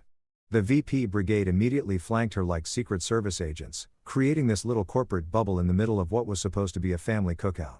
I watched her for about 5 minutes, still talking on that damn phone, gesturing with her free hand like she was conducting an orchestra of spreadsheets. The ribs were getting overcooked. The kids were starting to get that deflated look they get when mom chooses work over them for the 1000th time. And I could feel that familiar knot forming in my stomach. The one that said I was about to become the bad guy for asking my own wife to act like she wanted to be here. So, I did what any reasonable person would do. I walked over, smiled politely at the VP twins, and said, "Hey, babe. Think you could put the phone away for like 5 minutes? The kids would love to show you their bubble technique." Simple request, right? The kind of thing that shouldn't require a board resolution or a cost-benefit analysis. She looked at me like I just asked her to donate a kidney. That little smirk spread across her face. The one I'd grown to hate. The one that said I was being unreasonable for expecting basic human decency from my own wife. She held up that finger again, mouthed 1 second, which in Sloan speak means anywhere from 5 minutes to 3 hours, and turned her back to me. But here's where things got interesting. I didn't walk away. I stood there, spatula in hand, wearing my ridiculous apron, and waited. Quinn noticed. Leo noticed. Even the corporate zombies noticed. The kids definitely noticed. And after another full minute of listening to her discuss synergistic market penetration strategies or whatever NBA word salad was on today's menu, I did something that apparently crossed some invisible line in the sand. I gently, and I mean gently, placed my hand on her shoulder and said, "Sloan, 5 minutes, please." That's when she ended her call, handed the phone to Jessica or Mark, and turned to face me with a smile that could have frozen hell over. She stepped close enough that I could smell her expensive perfume mixed with that particular scent of barely contained rage that I'd become intimately familiar with over the past year. "You want my attention," she said, voice sweet as artificial sweetener. "You've got it." And then she slapped me. Not a playful tap, not a "oh, you silly man" kind of thing. A full-on open-handed slap that echoed across our backyard like a gunshot. The kind that makes your ears ring and your vision blur for a second. The kind that says, "I own you." In a language older than words. The silence that followed was deafening. Quinn's beer froze halfway to his lips. Leo looked like he'd rather be literally anywhere else on planet Earth. The VP brigade suddenly found their shoes incredibly interesting. But the worst part, the absolute worst part, was watching my kids' faces. Micah's bubble wand dropped to the ground, forgotten. Rowan's mouth fell open like he'd just watched his entire understanding of how the world works crumble into dust. And Sloan, she stood there in her pristine white suit, looking around at our shocked audience like she'd just given a particularly effective PowerPoint presentation. Then she delivered the kicker, the line that I'll probably be hearing in therapy for the next decade. "I'm the new man in charge here." Her voice was loud enough for the neighbors to hear, cold enough to frost windows, and delivered with the kind of casual cruelty that would make a mob boss take notes. She said it like she was announcing a corporate restructuring, like she'd just demoted me from husband to unpaid intern in my own life. I felt the heat rising in my chest, that familiar cocktail of humiliation, rage, and the kind of helpless frustration that comes from being publicly emasculated by someone who's supposed to love you. Every instinct I had was screaming at me to do something, say something, anything to reclaim whatever dignity was left scattered across our brick patio like broken glass. But instead, I swallowed that fire. I took a breath that felt like swallowing broken glass. I looked at my wife, really looked at her, standing there in her power suit with her power pose, surrounded by her power friends, having just demonstrated her power over me in front of our children and our friends. And I said the only thing that felt true in that moment, noted. That's it. One word, not "how dare you" or "what the hell is wrong with you" or any of the 100 other responses that were ricocheting around my skull like pinballs. Just noted like I was a secretary taking minutes at the board meeting of my own destruction. I turned around calmly, deliberately, and walked toward our sliding glass door. Behind me, I could hear Sloan starting to laugh, probably thinking she'd just won whatever twisted game we'd been playing for the past year. The VP brigade was already pulling out their phones, no doubt documenting this little power display for the group chat later. Our friends stood there like deer in headlights, probably wondering if they should call someone or just pretend they'd never witnessed whatever fresh hell had just unfolded in suburbia. But here's what none of them knew. What Sloan especially didn't know. As I walked through that sliding door, as I stepped into the cool air conditioning of our kitchen, as I moved away from the wreckage of what was supposed to be a nice family gathering, I pulled out my phone not to call my mom or cry to my therapist or post some passive-aggressive Facebook status about disrespect. I opened my text messages. I found the conversation thread I'd labeled simply AC for Ariel, and I typed one word, just one word that I'd been waiting months to send. The word that would set in motion everything I'd been quietly carefully planning while my wife transformed our marriage into her personal episode of Succession. Now I hit send. The response came back immediately like she'd been sitting there waiting for it. 5 minutes. Stay calm. Don't engage. And that's when I realized something that should have been obvious months ago. The slap wasn't the beginning of the end. It was the end of the beginning. All those nights I'd spent wondering if I was crazy, if I was being too sensitive, if maybe I was just not built for being married to a high-powered CEO. All those times I'd made excuses for her behavior, rationalized her cruelty, convinced myself that love meant taking whatever she dished out with a smile and a "yes, dear." All of that ended with one perfectly timed slap in front of our children. Because here's the thing about consequences. They don't care about your title, your bank account, or how many people call you boss. They don't care if you're used to getting your way, or if you think the rules don't apply to you. Consequences are the great equalizer, the universal truth that even CEOs can't restructure or leverage by their way out of. As I stood in our kitchen listening to the muffled sounds of our guests trying to pretend they hadn't just watched my marriage implode in real time, I felt something I hadn't felt in months. Not anger, not sadness, not even relief. I felt ready. Ready for whatever came next. Ready to stop being the supporting character in my own life. Ready to show my kids that sometimes the scariest thing you can do is stand up to someone you love when they've forgotten how to love you back. The timer on my phone buzzed. 5 minutes exactly. Time for the real party to start. You ever notice how the universe has this twisted sense of timing? Like how your phone always dies right when you need GPS the most, or how you always run into your ex when you're looking like you just crawled out of a dumpster. Well, apparently the cosmos also has a thing for dramatic irony, because exactly 5 minutes after I sent that text, and I mean exactly like some cosmic stopwatch was keeping score, our doorbell rang. I was still standing in the kitchen staring at my phone and wondering if I'd just made the biggest mistake of my life or the smartest move I'd ever pulled. The sounds from the backyard had shifted from uncomfortable silence to that forced kind of chatter people do when they're desperately trying to pretend they didn't just witness someone's dignity get curb stomped in real time. Sloane was already back to queen bee mode. Probably spinning the whole thing like it was just a little marital miscommunication. Nothing to see here, folks. But then that doorbell rang, and I swear to God it sounded like the opening notes of Beethoven's Fifth Symphony. You know that that means fate is knocking and you better answer because it's not going away. I opened the front door and there she was, Ariella Cho, looking like she'd stepped out of a legal thriller where the smart lawyer always wins. 5'0" of pure concentrated competence, wearing a charcoal gray suit that probably cost more than my car but somehow made her look approachable instead of intimidating. She had this way of carrying herself that said, "I could destroy you in court, but I'd rather we kept things civilized." Behind her stood 2 other people who were very clearly not here for the barbecue. "Jordan," she said, nodding like we just bumped into each other at Starbucks instead of executing what was probably the most elaborate revenge plot since the Count of Monte Cristo. "Ready?" And that's when it hit me. This woman had been planning for this exact moment for months.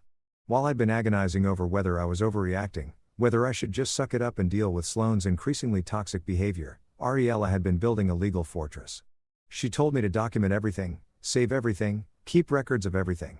I thought she was being paranoid. Turns out she was being a goddamn prophet. "This is Marcus," she said, gesturing to a thin guy in a rumpled suit who looked like he'd rather be doing literally anything else. "He's our process server. And these are Janet and Carlos, licensed security contractors." The 2 security people looked like they moonlighted as yoga instructors, calm, centered, and probably capable of subduing a grizzly bear, using only positive affirmation and strategic pressure points. Marcus was clutching a manila envelope like it contained the secrets of the universe, which in a way it kind of did. Janet and Carlos just stood there being professionally invisible the way good security does, present enough to matter, subtle enough that you don't feel like you're under siege. Ariella walked past me into the kitchen like she owned the place, which, considering what was about to happen, she sort of did.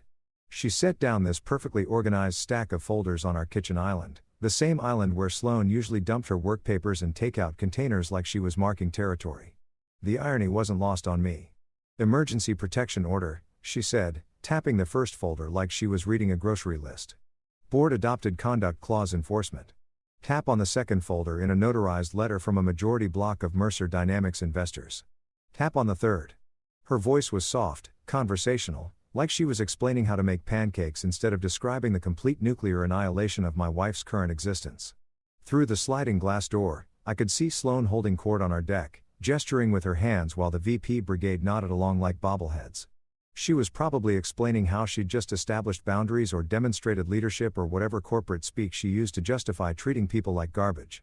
The woman could spin straw into gold if it helped her quarterly numbers. "You sure about this?" I asked Ariella. Because even though I'd been the one to set this whole thing in motion, watching it actually happen felt surreal.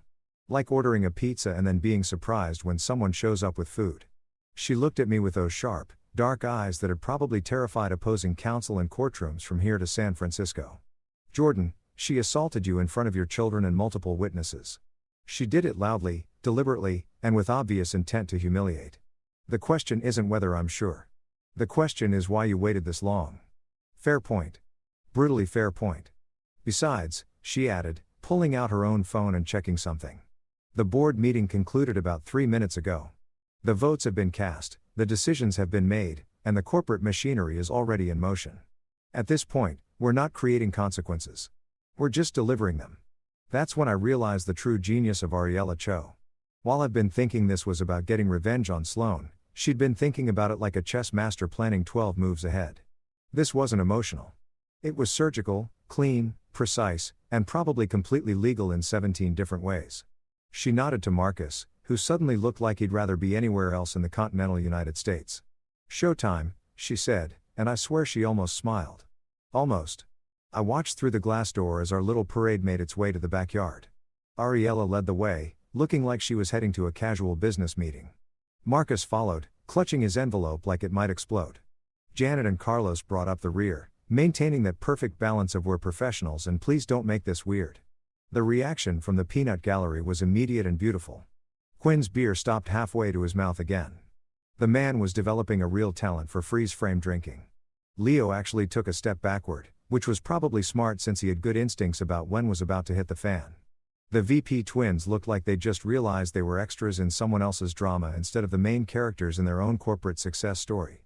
But Sloane kept right on talking, waving her hand dismissively at what she probably assumed was some kind of delivery or maybe a noise complaint from the neighbors, because in Sloane's world, interruptions were for little people, and little people could wait until she was damn good and ready to acknowledge their existence. Marcus cleared his throat twice before Sloane finally turned around.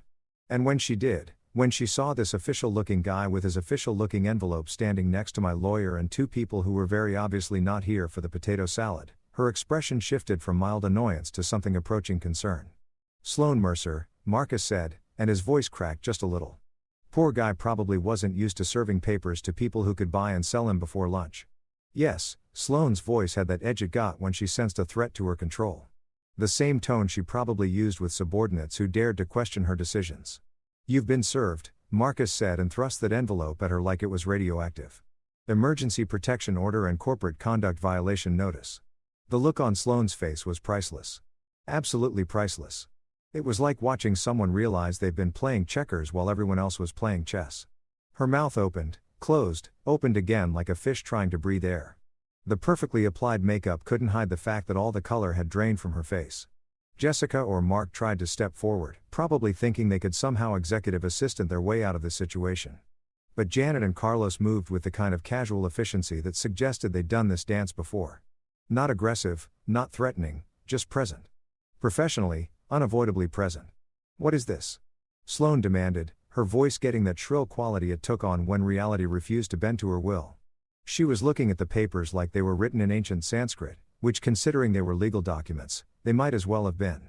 Ariella stepped forward and I watched from the kitchen window as she delivered what was probably the most polite verbal assassination I'd ever witnessed. Her voice stayed level, professional, almost kind, the way you'd explain to a child why they couldn't have ice cream for dinner. I couldn't hear every word from inside.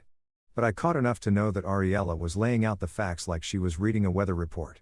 The assault, the witnesses, the children present, the corporate conduct clause that Sloane herself had signed off on as part of her CEO contract, the board meeting that had just concluded, the immediate suspension of operational authority pending review.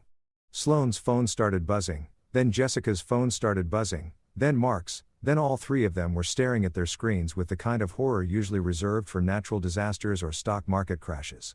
And that's when I realized that Ariella hadn't just planned this moment. She'd choreographed it.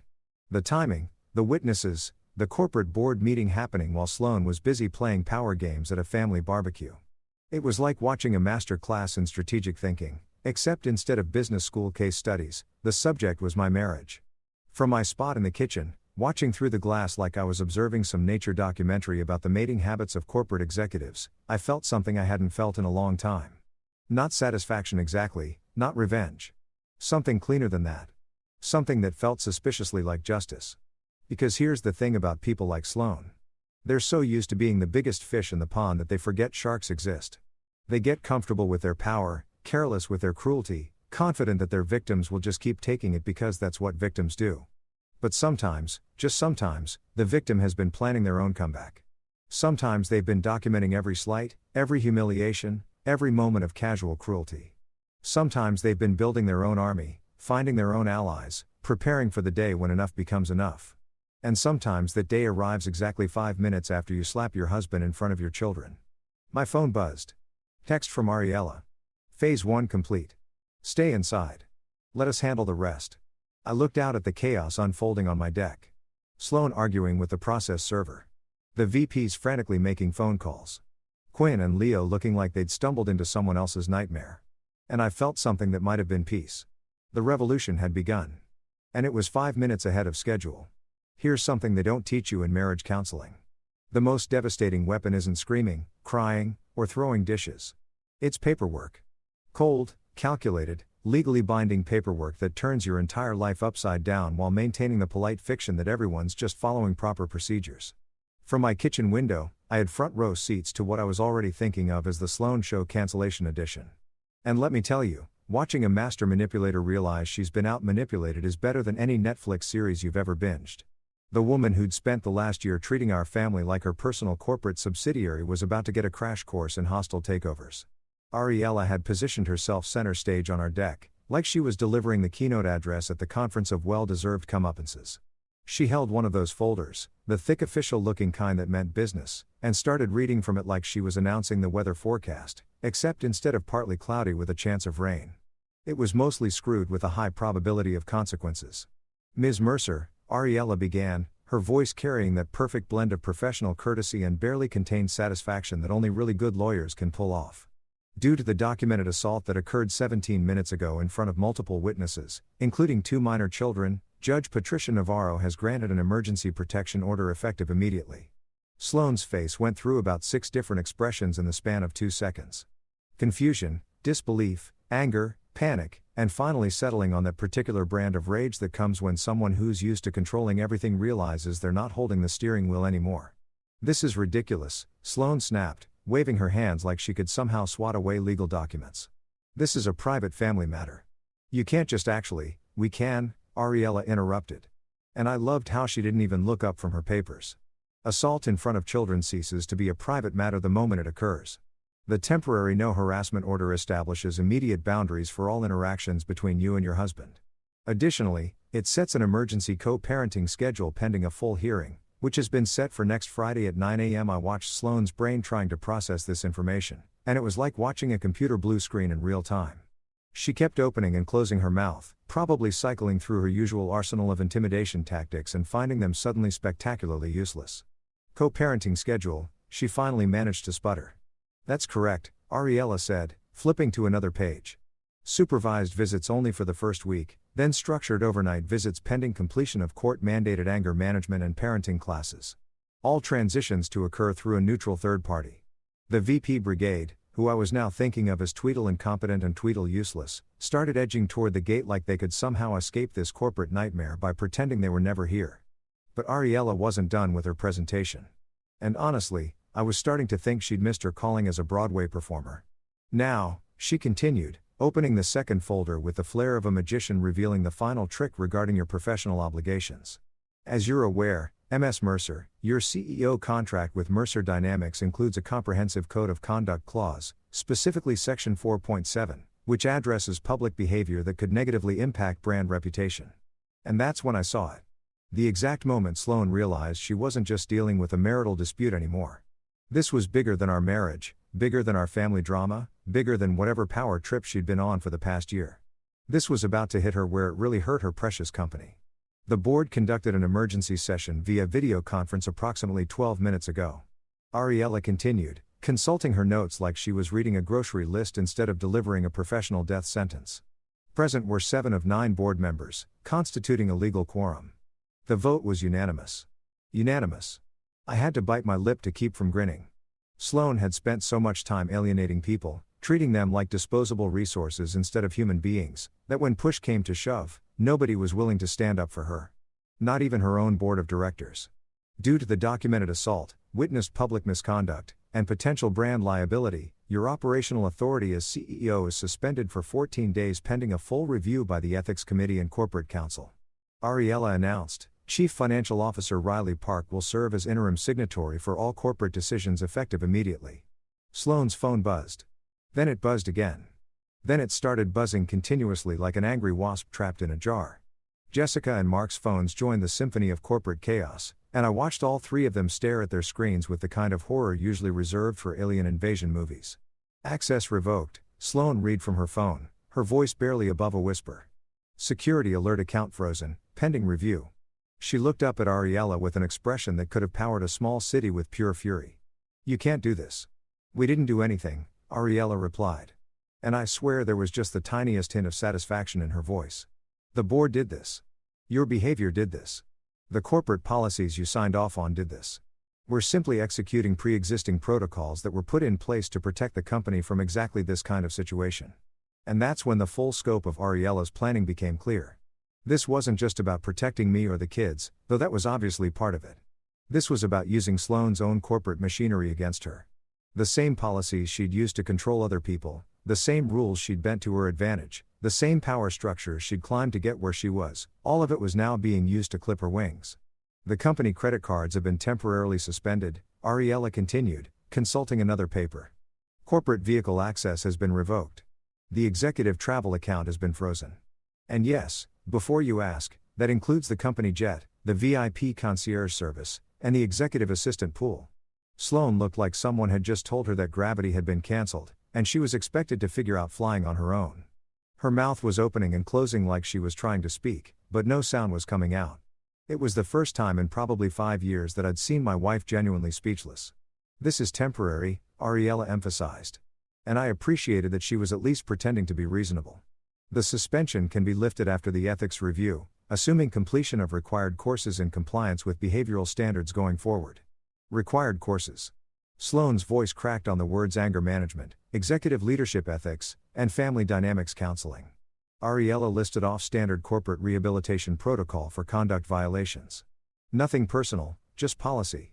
The beauty of it was that it really was just policy. Sloan had signed off on these exact procedures herself, probably never imagining they'd be applied to her. She'd helped create the very system that was now systematically dismantling her life. Brick by perfectly legal brick. Riley Park, Sloan's own CFO and supposedly loyal lieutenant, chose that exact moment to call. Sloan's phone rang with that special ringtone she'd assigned to important business calls, and she answered it like a drowning person grabbing a life preserver. Riley, her voice was desperate, hopeful. Riley, thank God. Tell me you can fix this. I couldn't hear Riley's side of the conversation, but I could read Sloan's face like a roadmap to despair. With every word Riley spoke, Sloan seemed to shrink a little more. Her shoulders sagged. Her confident posture crumbled. The woman who'd slapped me 15 minutes ago was transforming into someone I almost felt sorry for. Almost. What do you mean the insurers are involved? Sloan was practically whispering now. What do you mean Argent Bio wants a meeting? Riley, I've been their primary contact for 3 years. And there it was. The moment Sloan realized this wasn't just about her marriage or even just about her job. This was about her entire professional reputation, her network, her carefully constructed identity as the unstoppable CEO who could handle anything. All of it was crashing down because she couldn't handle a simple request to put her phone away at a family gathering. The irony was beautiful in its completeness. The woman who'd built her career on consequence management and accountability structures was experiencing both firsthand, courtesy of the very system she'd helped design. Janet and Carlos, meanwhile, had positioned themselves near the gate with the kind of casual precision that suggested they'd done this before. Not threatening, not aggressive, just present enough to remind everyone that this wasn't a negotiation. This was a delivery of predetermined consequences. And everyone could either accept that gracefully or learn what security contractors actually meant. Sloan finally hung up the phone and looked around our backyard like she was seeing it for the first time. The VP brigade was already retreating toward the gate, mumbling something about urgent calls and prior commitments. Our friends Quinn and Leo were performing their own strategic withdrawal, probably planning to discuss this bombshell over beers for the next 6 months. This is insane, Sloan said. But her voice had lost that commanding edge. She sounded tired, confused, maybe even a little scared. This is my house. These are my children. You can't just actually, Ariella said, closing her folders with the satisfaction of someone who just completed a perfect presentation. We can, and we have. The lesson, Ms. Mercer, is already in progress. And with that, she nodded to me through the glass door, signaled to her team, and began what I was already thinking of as the most educational 15 minutes of Sloan's entire adult life. The painful lesson had officially begun. You want to know what's really messed up about toxic relationships? It's not the big blow-up moments. Those are actually easier to deal with because at least they're obvious. It's all the little cuts, the death by 1,000 paper cuts, the slow erosion of your dignity that happens so gradually you don't even notice you're bleeding until someone points out you're standing in a puddle of your own self-respect. Ariella opened that fourth folder, the one I'd been dreading and anticipating in equal measure. And I knew Sloane was about to discover just how much attention I'd been paying to those little cuts. See, while she'd been busy building her corporate empire and treating our family like a poorly managed subsidiary, I'd been doing something she never expected from the simple house husband. I'd been taking notes. Now we come to the documentation phase, Ariella announced, pulling out a manila folder thick enough to choke a horse. Mr. Jordan has been quite thorough in his recording over the past 18 months. The look on Sloane's face was priceless. She glanced from Ariella to me, and I could practically see the wheels turning in her head, trying to figure out when her harmless, non-confrontational husband had transformed into someone capable of strategic planning. The answer, of course, was right around the time she'd started treating me like an incompetent employee instead of her partner. These aren't allegations of infidelity, Ariella clarified, which was probably smart since half the neighborhood was now peeking over fences trying to figure out why our barbecue had turned into an episode of Judge Judy. Though there have been rumors circulating in certain professional circles, Sloane flinched. Apparently, those rumors had made it back to her, which meant they were probably more than rumors. But Ariella was right. This wasn't about who Sloane might or might not be screwing in conference rooms after hours. This was about something much more damning in the eyes of the law. Financial neglect and emotional abuse with a paper trail longer than a CVS receipt. What we have here, Ariella continued. Flipping through pages with the casual efficiency of someone who'd organized every piece of evidence like she was curating a museum exhibit, is a comprehensive pattern of family financial neglect and emotional misconduct documented over 8 months. 8 months. That's how long I'd been playing detective in my own life, keeping track of every broken promise, every missed dinner, every time Sloane chose work over our kids, and then made it sound like I was being unreasonable for expecting basic human decency from my own wife. The first batch of evidence was the easy stuff, the quantifiable neglect that even a corporate board could understand. 47 family commitments missed without notice, Ariella read off. 63 instances of arriving more than 2 hours late to pre-planned family activities. 89 occasions where family time was interrupted by non-emergency business calls lasting more than 15 minutes. I'd kept a spreadsheet. Yeah, I know how that sounds, like I'm some obsessive weirdo who turned marriage into a data analytics project. But when your wife gaslight you daily about how you're being too sensitive or unrealistic in your expectations, sometimes you need cold, hard numbers to prove you're not losing your mind. Jesus, Jordan, Quinn muttered from somewhere near the gate. You kept track of all that, wouldn't you? I called back. If someone was constantly telling you that you were imagining things, wouldn't you want proof that you weren't crazy? But the real kicker was the HR documentation. See, Sloane had made one crucial mistake in her campaign of domestic terrorism. She'd brought it to work. Ariella pulled out a separate stack of papers that made Sloane's face go from pale to green. We also have formal complaints filed with Mercer Dynamics Human Resources regarding Ms. Mercer's conduct at company-sponsored events where family members were present, Ariella announced, including 3 separate incidents where she publicly berated her husband in front of employees and clients. Oh, yeah. Those. The company Christmas party where she dressed me down for interrupting important conversations when I'd asked if she wanted to dance with our kids. The client dinner where she'd made fun of my job in front of the Argent Bio executives, calling me her little house husband, like I was some kind of adorable pet project. The charity gala where she'd actually told me to know my place when I'd suggested we should head home because Rowan had school the next day. At the time, I'd swallowed the humiliation and told myself it was just Sloane being Sloane, stressed, overworked, taking it out on the nearest target. But her employees had been watching, her clients had been watching, and apparently some of them had been documenting. Additionally, Ariella continued, we have witnessed statements from neighbors regarding domestic disturbances. Mrs. Lou from next door had apparently been keeping her own little record of Sloane's greatest hits. The time she'd screamed at me in the driveway about forgetting to move her car loud enough that Mrs. Lou's dinner guests had asked if they should call someone. The Saturday morning when she'd called me pathetically useless because I'd bought the wrong kind of coffee pods. Her voice carrying across 3 backyards like a air raid siren. Mr. Okafor from across the street had contributed his own testimony about the evening Sloane had literally thrown my car keys at my head because I'd been 5 minutes late picking her up from the office. He'd been walking his dog and seen the whole thing, including the part where she'd made me get out and pick up the keys while she sat in the passenger seat checking her phone. But the real evidence, Ariella said, pulling out what looked like a tablet, comes from your own security system. And that's when Sloane's face went from green to that special shade of white usually reserved for people who've just seen their own ghost. Our doorbell camera, the one she'd insisted we install for security purposes and then promptly forgotten about because let's face it, Sloane never thought the rules applied to her. Ariella queued up video after video, months of what she politely called smaller humiliations, but which I'd been living as daily reminders that my own wife thought I was beneath her. Sloane rolling her eyes when I tried to talk to her about the kids. Sloane cursing under her breath when she thought no one was listening. Sloane whispering threats about what would happen if I embarrassed her professionally by asking for basic respect at home. Now, to be clear, Ariella said, pausing the videos, none of this rises to the level of physical abuse, but it does establish a pattern of emotional misconduct and deliberate undermining of parental authority in front of the children. Emotional misconduct. I like that phrase. It made all those moments when Sloane had made me feel like garbage sound official, legitimate, worth addressing. For months, I'd been gaslit into thinking I was being too sensitive when I asked to be treated like an equal partner instead of an inconvenient employee in my own life. The children have reported to their school counselor unprompted that mommy is always angry at daddy and that daddy looks sad when mommy comes home. Ariella read from another document. This was documented in their files following routine check-ins, not in response to any specific incident. That hit me harder than I'd expected. Hearing that my kids had noticed, had been worried about me, had been carrying the weight of our dysfunction to school, that hurt worse than any slap Sloane could have delivered. Because the whole time I'd been telling myself I was protecting them by not fighting back, by not making waves, by just taking whatever Sloane dished out with a smile and a yes, dear. They'd been watching their father get slowly ground down into nothing.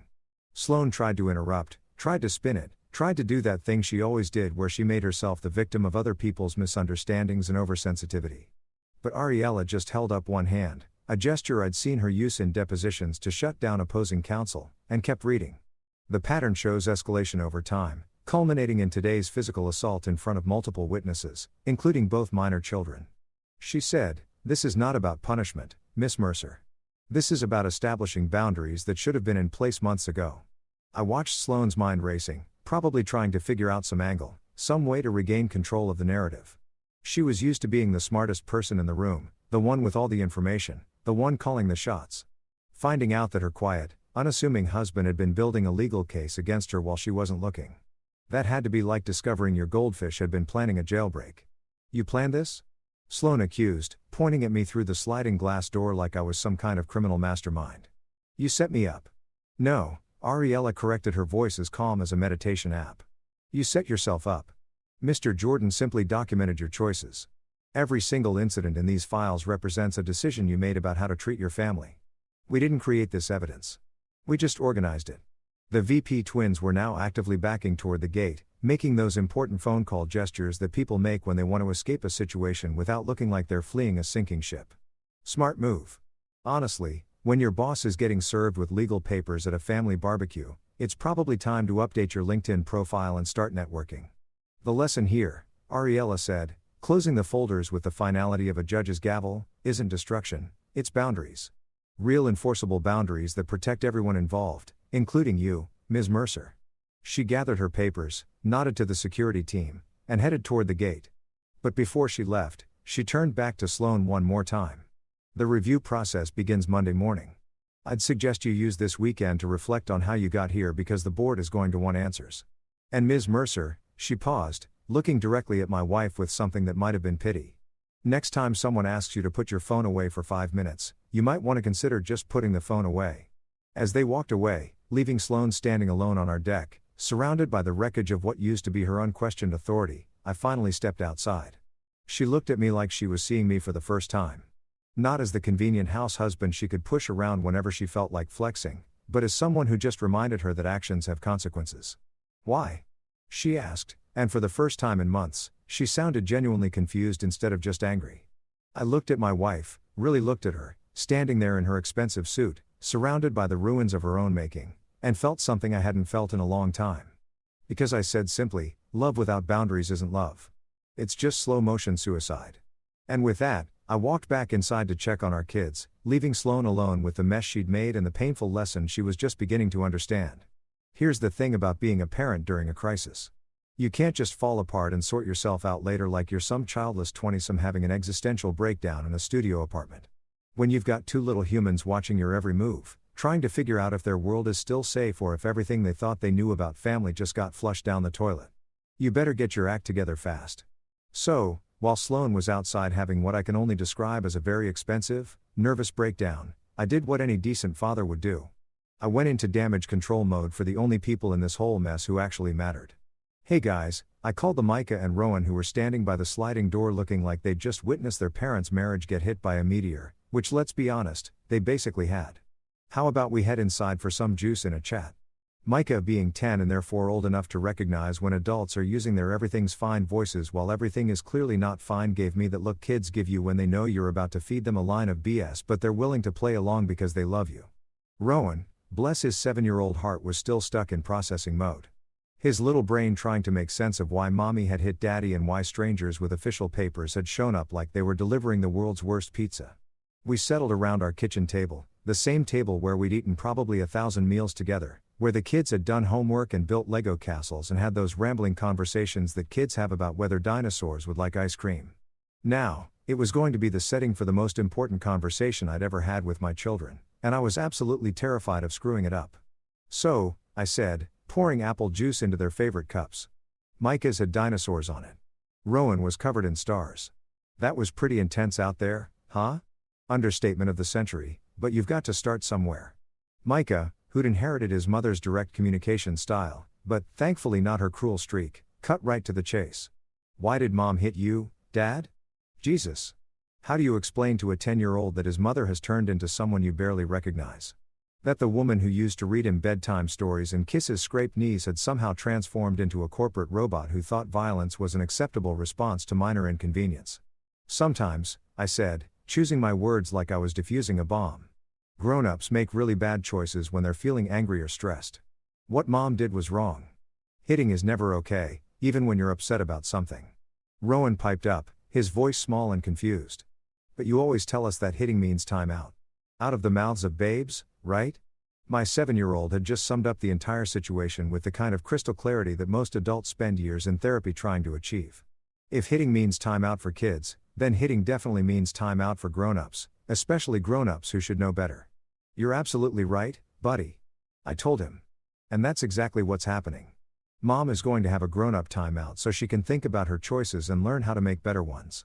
Micah, who'd been stirring his juice with the intensity of a mad scientist, looked up at me with those serious brown eyes that were way too wise for a 10-year-old. Is that why those people came with papers? Like when the principal calls parents to the office? Smart kid, too smart for his own good, honestly. Something like that. I said, when grown-ups break important rules, especially rules about being kind to their family, other grown-ups have to step in and help fix things. I could see both kids processing this information, trying to fit it into their understanding of how the world was supposed to work. For them, family had always been this safe, stable thing. Even when Sloan was working crazy hours or being cranky, she was still mom. Still the person who was supposed to love and protect them unconditionally. The idea that mom could be the source of danger instead of safety was probably like discovering that gravity worked backwards on Tuesdays. My phone buzzed with a text from Miss Santos, the school counselor I'd reached out to earlier in the week when I'd started realizing this day was inevitable. Thank God for people like her, the unsung heroes who deal with the fallout when families implode and kids get caught in the crossfire. Quick check-in scheduled for Monday, her text read. Art therapy session Tuesday. I've already briefed their teachers about the situation. We've got them covered. I showed the kids the text because transparency was going to be the new family policy around here. Miss Santos wants to meet with you guys next week just to check in and make sure you're doing okay with all these changes. Are we in trouble? Rowan asked, and the worry in his voice nearly broke my heart. No, sweetie, I said, reaching over to ruffle his hair. You guys aren't in trouble at all. Miss Santos just wants to make sure you have someone to talk to about your feelings because this is probably pretty confusing and maybe a little scary. Micah nodded thoughtfully. Like when Tommy's parents got divorced and he got to see the special counselor who had all the cool art supplies. Exactly like that. I confirm sometimes when families go through big changes. Kids need extra support to help them understand what's happening and how they're feeling about it. What I didn't tell them. What I couldn't tell them because they were too young to understand the full scope of what their mother had become was that I'd been planning this conversation for weeks. I'd researched child psychologists, read books about helping kids cope with family trauma, even practice different ways to explain divorce and separation in age-appropriate language. Because unlike their mother, I'd seen this train wreck coming from miles away and had actually bothered to prepare for the impact. The sliding door opened and Zeke walked in like he owned the place, carrying a stack of takeout containers loaded with leftover food. My best friend since college, the guy who'd been my best man and was now apparently my cleanup crew. He didn't say anything about the legal circus that had just concluded on our deck. Just started loading containers into the fridge like this was a perfectly normal Saturday afternoon. Uncle Zeke. Rowan launched himself at Zeke's legs, which was probably the first normal kid reaction I'd seen since this whole nightmare began. "Hey there, Space Cadet," Zeke said, scooping Rowan up like he weighed nothing. "Heard you guys are having some big changes around here." I caught Zeke's eye over Rowan's head and mouth. "Thank you." He just shrugged like it was no big deal. Like showing up to help clean up the wreckage of your best friend's marriage was just standard weekend activities. "Are you going to help Dad take care of us?" Micah asked, and there was something in his voice. Not quite fear, but definitely uncertainty about what their new normal was going to look like. "I'm going to help however your dad needs me to," Zeke said simply. "But your dad's been taking pretty good care of you guys all by himself for a while now, hasn't he?" Both kids nodded, and I felt this weird surge of pride mixed with sadness. They had noticed. They'd been aware that I was the one showing up, the one being present, the one making sure homework got done and lunches got packed and bedtime stories got read. They'd known, even if they couldn't articulate it, that their family had been running on one parent for months. Through the window, I could see the security contractors maintaining their professional distance near the gate while Sloane sat at our patio table, staring at the stack of papers like they might spontaneously combust if she glared hard enough. The VP twins had vanished, probably already on conference calls with their own lawyers, trying to figure out how much of this corporate drama was going to splash back on them. "So, what happens now?" Micah asked, cutting through my distracted observation with the kind of direct question that reminded me why kids make the best journalists. "Now," I said, sitting back down and looking at both of my boys, these two amazing little humans who deserve so much better than having a front row seat to their parents' relationship detonating like a faulty firework. "We figure out our new normal. We make some new rules about how we want our family to work. We talk to Miss Santos and Dr. Wolf about our feelings. And we remember that no matter what happens between Mom and me, we both love you guys more than anything in the universe." "Even when Mom gets mad?" Rowan asked. "Even when Mom gets mad?" I confirmed. Adults can make bad choices and still love their kids. Sometimes loving someone means helping them learn how to make better choices. My phone buzzed again. Another text from Miss Santos. "Emergency counseling session available tonight. If needed. I can be there in 30 minutes. I looked at my kids, really looked at them, trying to gauge how they were handling this emotional earthquake. Micah seemed thoughtful, but not devastated. Rowan was already getting distracted by the leftover bubbles on the deck. Resilient little dudes, both of them, stronger than I'd given them credit for. "I think we're okay for tonight," I texted back. "But, thank you for being ready." Through the window, I watched one of the security contractors approach Sloane with what looked like professional courtesy mixed with gentle firmness. Time for her to leave, apparently. Time for our house to stop being a corporate battleground and start being a home again. "Daddy," Rowan said, tugging on my sleeve. "Can we have pancakes for dinner?" And you know what? That sounded like the perfect way to start our new life. Pancakes for dinner? Because sometimes when your world gets turned upside down, you need to eat dessert first just to remember that you're still allowed to make choices that bring joy instead of stress. Absolutely. I said pancakes, it is because that's what good fathers do. They make pancakes when the world falls apart. They answer hard questions with honest words. And they remember that protecting your kids sometimes means standing up to the person who's supposed to be helping you protect them. The lesson was just beginning, but for the first time in months, I felt like I was finally learning the right things. You know what's beautiful about corporate karma? It doesn't need a fancy conference room or a mahogany table to serve up a steaming hot plate of consequences. Sometimes it happens right there in your driveway while you're wearing a wrinkled white suit and contemplating the smoking ruins of your professional reputation. Riley Park, Sloane's supposedly loyal CFO and the woman who'd spent the last 3 years kissing my wife's ass like it was her full-time job, chose that exact moment to call. And here's where it gets really good. Ariella hadn't left yet. She was standing right there, probably savoring this moment like a fine wine when Sloane's phone started playing that obnoxious classical music ringtone she used for important business calls. "Riley," Sloane answered. And I could hear the desperation in her voice, even through the sliding glass door. "Riley, thank God. Please tell me you can fix this nightmare. But here's the thing about corporate loyalty. It's a lot like a fair-weather friendship. It looks real solid when everything's going great. But the second storm clouds roll in, suddenly everyone remembers they have other places to be. I watched Sloane's face cycle through about 15 different emotions as Riley delivered what was obviously bad news. Wrapped in corporate speak. The kind of conversation where phrases like brand risk assessment and stakeholder concerns really mean you're screwed and we're all pretending it's about business instead of you being a terrible human being. The branding committee flagged this as a potential liability. I could hear Riley saying, her voice tiny through the phone speaker. She sounded wounded but determined, like someone who just discovered her boss was a liability instead of an asset. The insurers are requiring a full review before they'll continue coverage. And Jordan, Argent Bio, specifically requested a meeting about leadership tone and company values. Argent Bio, Sloane's biggest client, the company that basically funded half of Mercer Dynamics' quarterly profits. The same executives who'd been at that charity dinner where Sloane had publicly humiliated me, calling me her little house husband, like I was some kind of trophy wife who'd forgotten his place. They can't do this, Sloane was saying. But her voice had lost that commanding edge she usually wielded like a weapon. It's a private family matter. It has nothing to do with the company. Wrong again, sweetheart.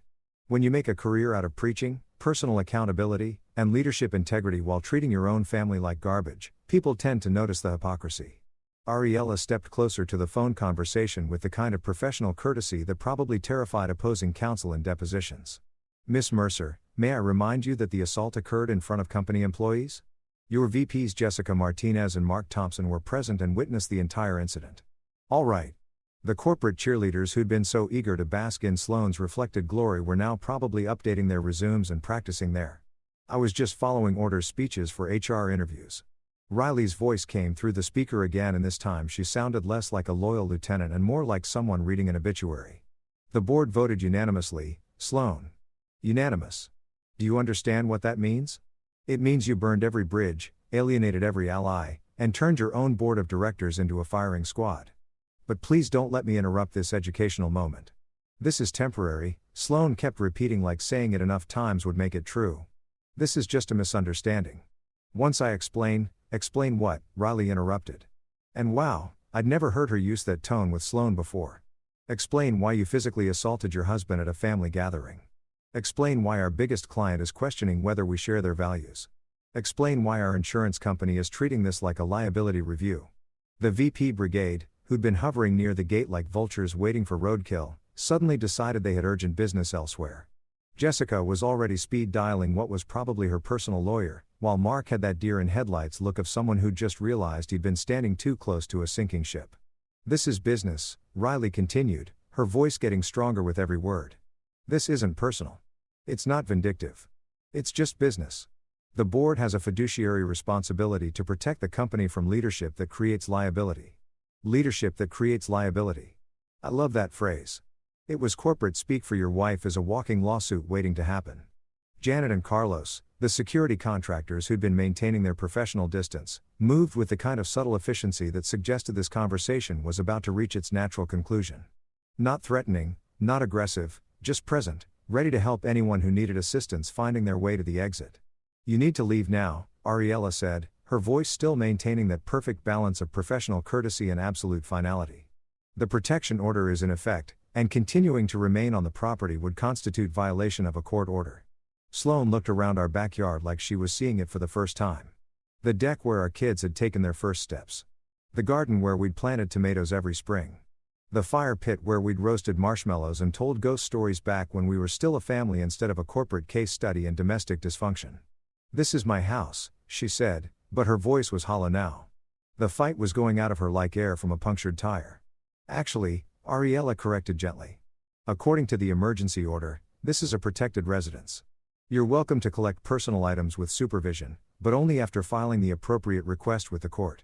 The appropriate request. God, I loved how everything was suddenly subject to proper procedures and official channels. The same woman who'd spent years bulldozing through other people's boundaries was now discovering what it felt like to have boundaries enforced on her. Riley's voice came through the phone one more time. Sloane, I need you to understand something. This isn't about destroying you or the company. This is about protecting both. The board still believes in your potential as a leader, but leadership means taking responsibility for your actions. All of your actions. And with that, she hung up. Riley Park, who'd been Sloane's usewoman for 3 years, had just delivered the professional equivalent of, maybe you should take some time to think about what you've done. The silence that followed was beautiful in its completeness. No more phones buzzing. No more corporate doublespeak. No more pretending that what had just happened was anything other than a powerful woman discovering that power without accountability is just another word for tyranny. Janet approached Sloane with the kind of professional compassion that suggested she'd done this before, helped other powerful people understand that their power had limits, their actions had consequences, and their time was up. "M. Mercer," she said softly, "we'd like to escort you to your vehicle now. There's no rush, no pressure, just a gentle transition off the property in compliance with the court order." Sloane looked back at our house one more time. At the kitchen window where I was visible with our kids, at the deck where she'd just blown up her entire life, at the garden where we'd once been happy. And for just a moment, she looked like the woman I'd married instead of the corporate monster she'd become. Then she straightened her shoulders, fixed her hair, and walked toward the gate like she was heading to just another business meeting. The lesson was in progress, and class was officially in session. You know what's weird about reclaiming your space after someone toxic leaves? It's not dramatic like in the movies where you burn their clothes and change all the locks while some empowering anthem plays in the background. It's quiet, almost mundane, like rearranging furniture to let light into corners that have been dark for way too long. That night, after the legal circus had packed up and left town, after the kids had processed their feelings over pancakes and bedtime stories, after the last of our shell-shocked guests had awkwardly shuffled home with leftover ribs and traumatic memories, I found myself standing in our living room at 11 p.m. staring at furniture like it had personally offended me. The couch was positioned so that whoever sat in Sloane's usual spot could see both the TV and the kitchen, maintaining perfect sight lines for her favorite hobby of multitasking during family time. The coffee table was angled just right for her to prop her laptop while she participated in movie nights by answering emails. Even the kids' toy corner had been gradually pushed into the least convenient spot because their Lego castles cluttered the aesthetic of her perfect suburban showcase. Screw that. Screw all of that. I started moving furniture like I was performing an exorcism. The couch got rotated 90 degrees facing the windows instead of the kitchen, creating this cozy little family circle instead of Sloane's command and control viewing station. The coffee table got pushed back, opening up floor space for the kids to actually play instead of having to tiptoe around Mom's mobile office setup. Micah wandered downstairs in his dinosaur pajamas, probably drawn by the sound of furniture scraping across hardwood floors. "What are you doing, Dad?" "Making some changes," I said, wrestling with the armchair that Sloane had claimed as her throne. "What do you think?" "Better." He looked around with that serious consideration kids bring to important questions, like where to put furniture, ranked right up there with whether aliens exist and why vegetables are mandatory. Then he disappeared upstairs and came back carrying his favorite dragon toy. This ridiculous stuffed thing with purple wings and a lopsided grin that he'd had since he was 3. Without a word, he marched over to the bookshelf and placed the dragon on the middle shelf right at eye level like he was planting a flag on conquered territory. "There," he announced with satisfaction. "Now it looks like our house." Our house. Not Mom's showcase. Not the Mercer Family Museum. Just our house where kids could put dragon toys on bookshelves and nobody would call it clutter. Rowan appeared next, clutching a piece of construction paper covered in crayon stars. He'd been working on it during dinner, tongue poking out in concentration while he colored. Now he was standing on the couch, carefully taping his masterpiece to the wall above where we'd repositioned everything. "Safe spot," he whispered, smoothing down the tape. "Now it's a safe spot." Jesus, 7 years old, and he already understood what I'd been trying to figure out for months. That home is supposed to be where you feel safe, not where you walk on eggshells waiting for the next explosion. I pulled out my phone and started making lists because apparently I'd inherited Sloane's organizational obsession, but was planning to use it for good instead of evil. New family rules. I typed dinner together every night. Devices down during family time. 3 gratitudes before bed. Simple stuff. Basic human decency disguised as house rules. Revolutionary concepts like actually paying attention to your kids and treating family time like it mattered. Dr. Ellen Wolf, family therapist extraordinaire, got an email from me at 11:47 p.m. requesting sessions for all 3 of us. I'd researched her for weeks. She specialized in helping families rebuild after trauma, had great reviews from other divorced dads, and most importantly, she didn't take insurance from Sloane's company. The last thing I needed was my wife somehow getting access to our therapy notes through corporate healthcare benefits. Before I went to bed, I wrote myself a note and stuck it on the bathroom mirror where I'd see it every morning. No rage, only structure. Because the temptation to let anger drive this whole process was real. It would have been so easy to turn this into a revenge fantasy, to enjoy watching Sloane suffer, to let bitterness poison whatever came next. But that wasn't the lesson I wanted to teach my kids. The lesson wasn't that powerful people deserve to be destroyed when they fall. It was that everyone, even powerful people, especially powerful people, needed boundaries. Consequences weren't about punishment. They were about teaching someone that their actions affect other people and those other people matter. As I turned off the lights and headed upstairs, I looked back at our rearranged living room. It looked different, brighter, somehow more open, more like a place where a family actually lived instead of where they performed for each other. Tomorrow would bring new challenges, more lawyers, more difficult conversations. But tonight, in a house where dragon toys claimed shelf space and crayon stars marked safe spots, we'd taken the first step towards something that felt suspiciously like peace. The revolution was just getting started. There's something deeply surreal about sitting in a courtroom watching your marriage get dissected like a high school biology class frog. Except instead of finding organs and stuff, everyone's poking around looking for evidence of emotional abuse and finding plenty of it. Meticulously documented and legally admissible, Judge Patricia Navarro looked like someone who'd seen every flavor of human dysfunction and had stopped being surprised by any of it around her third year on the bench. She had that particular brand of patient authority that said, "I've heard all the excuses, seen all the sob stories, and I'm here to cut through and figure out what's actually best for the kids involved." Ariella had warned me that family court was basically theater where everyone pretends to be reasonable while fighting over the most unreasonable situation imaginable. She wasn't wrong. Sloane's attorney, some expensive suit named Bradley, who looked like he'd rather be negotiating corporate mergers than explaining why his client thought domestic violence was an acceptable conflict resolution strategy, kept trying to paint me as some kind of calculating mastermind who'd orchestrated this whole thing. "Your Honor," Bradley said in that pompous voice that lawyers probably practice in law school, "my client contends that Mr. Jordan has been systematically planning this alleged incident for months, deliberately provoking." "Objection," Ariella interrupted smoothly. "Is counsel seriously suggesting that asking one's spouse to put down their phone at a family gathering constitutes provocation worthy of physical assault?" Judge Navarro didn't even look up from the video statements she was reviewing. Sustained. "Mr. Bradley, unless you're planning to argue that common courtesy is grounds for battery, I suggest you find a different angle." The video statements were Ariella's masterstroke. Instead of dragging our neighbors into court to testify about our family drama, she'd had them record their accounts from the comfort of their own homes. Mrs. Lau, sitting in her perfectly organized kitchen, calmly describing the various times she'd heard Sloane screaming at me like I was a disobedient employee. Mr. Broke for walking his dog while explaining how he'd witnessed the car key incident and had seriously considered calling the police. But the real kicker was the footage from our own security camera. There's something particularly damning about watching yourself on video, especially when that video shows you behaving like a complete psychopath while your husband tries to maintain his dignity and your kids watch their mother lose her damn mind. When my turn came to speak, I kept it simple. No dramatic speeches, no emotional manipulation, just the truth delivered as plainly as possible. "Your Honor, I want peace for our kids. I want them to feel safe in their own home. I want them to see what healthy relationships look like instead of watching their parents tear each other apart." Sloane's lawyer tried to argue that the corporate consequences were excessive, that mixing family court with employment issues was somehow unfair. But here's the beautiful thing about consequences. They don't care about your feelings or your sense of fairness. They care about cause and effect, action and reaction, the basic laws of social physics that even CEOs can't negotiate their way around. Judge Navarro granted most of our requested parenting plan, structured visits for Sloane, completion of anger management courses, family therapy for everyone involved. Not because I'd asked for revenge, but because protecting kids from witnessing domestic violence was apparently considered a reasonable judicial priority. As we walked out of the courthouse, Sloane looked smaller somehow.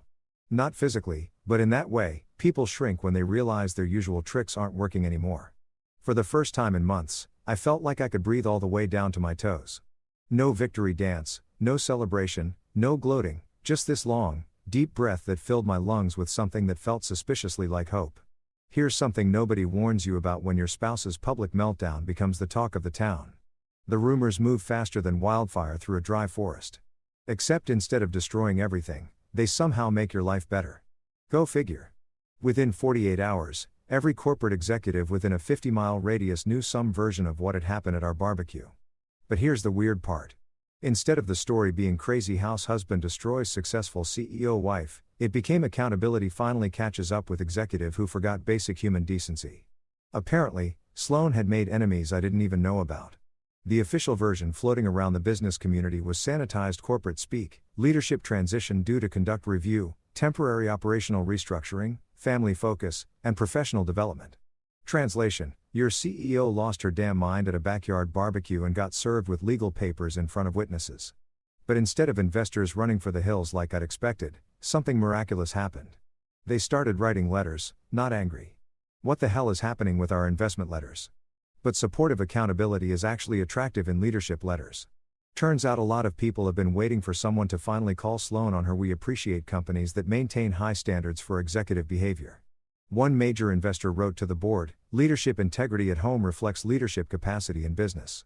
Another one was even more direct about damn time someone held her accountable. Meanwhile, I went back to my regular life at North Harbor Studio like nothing had happened. Because honestly, what was I supposed to do?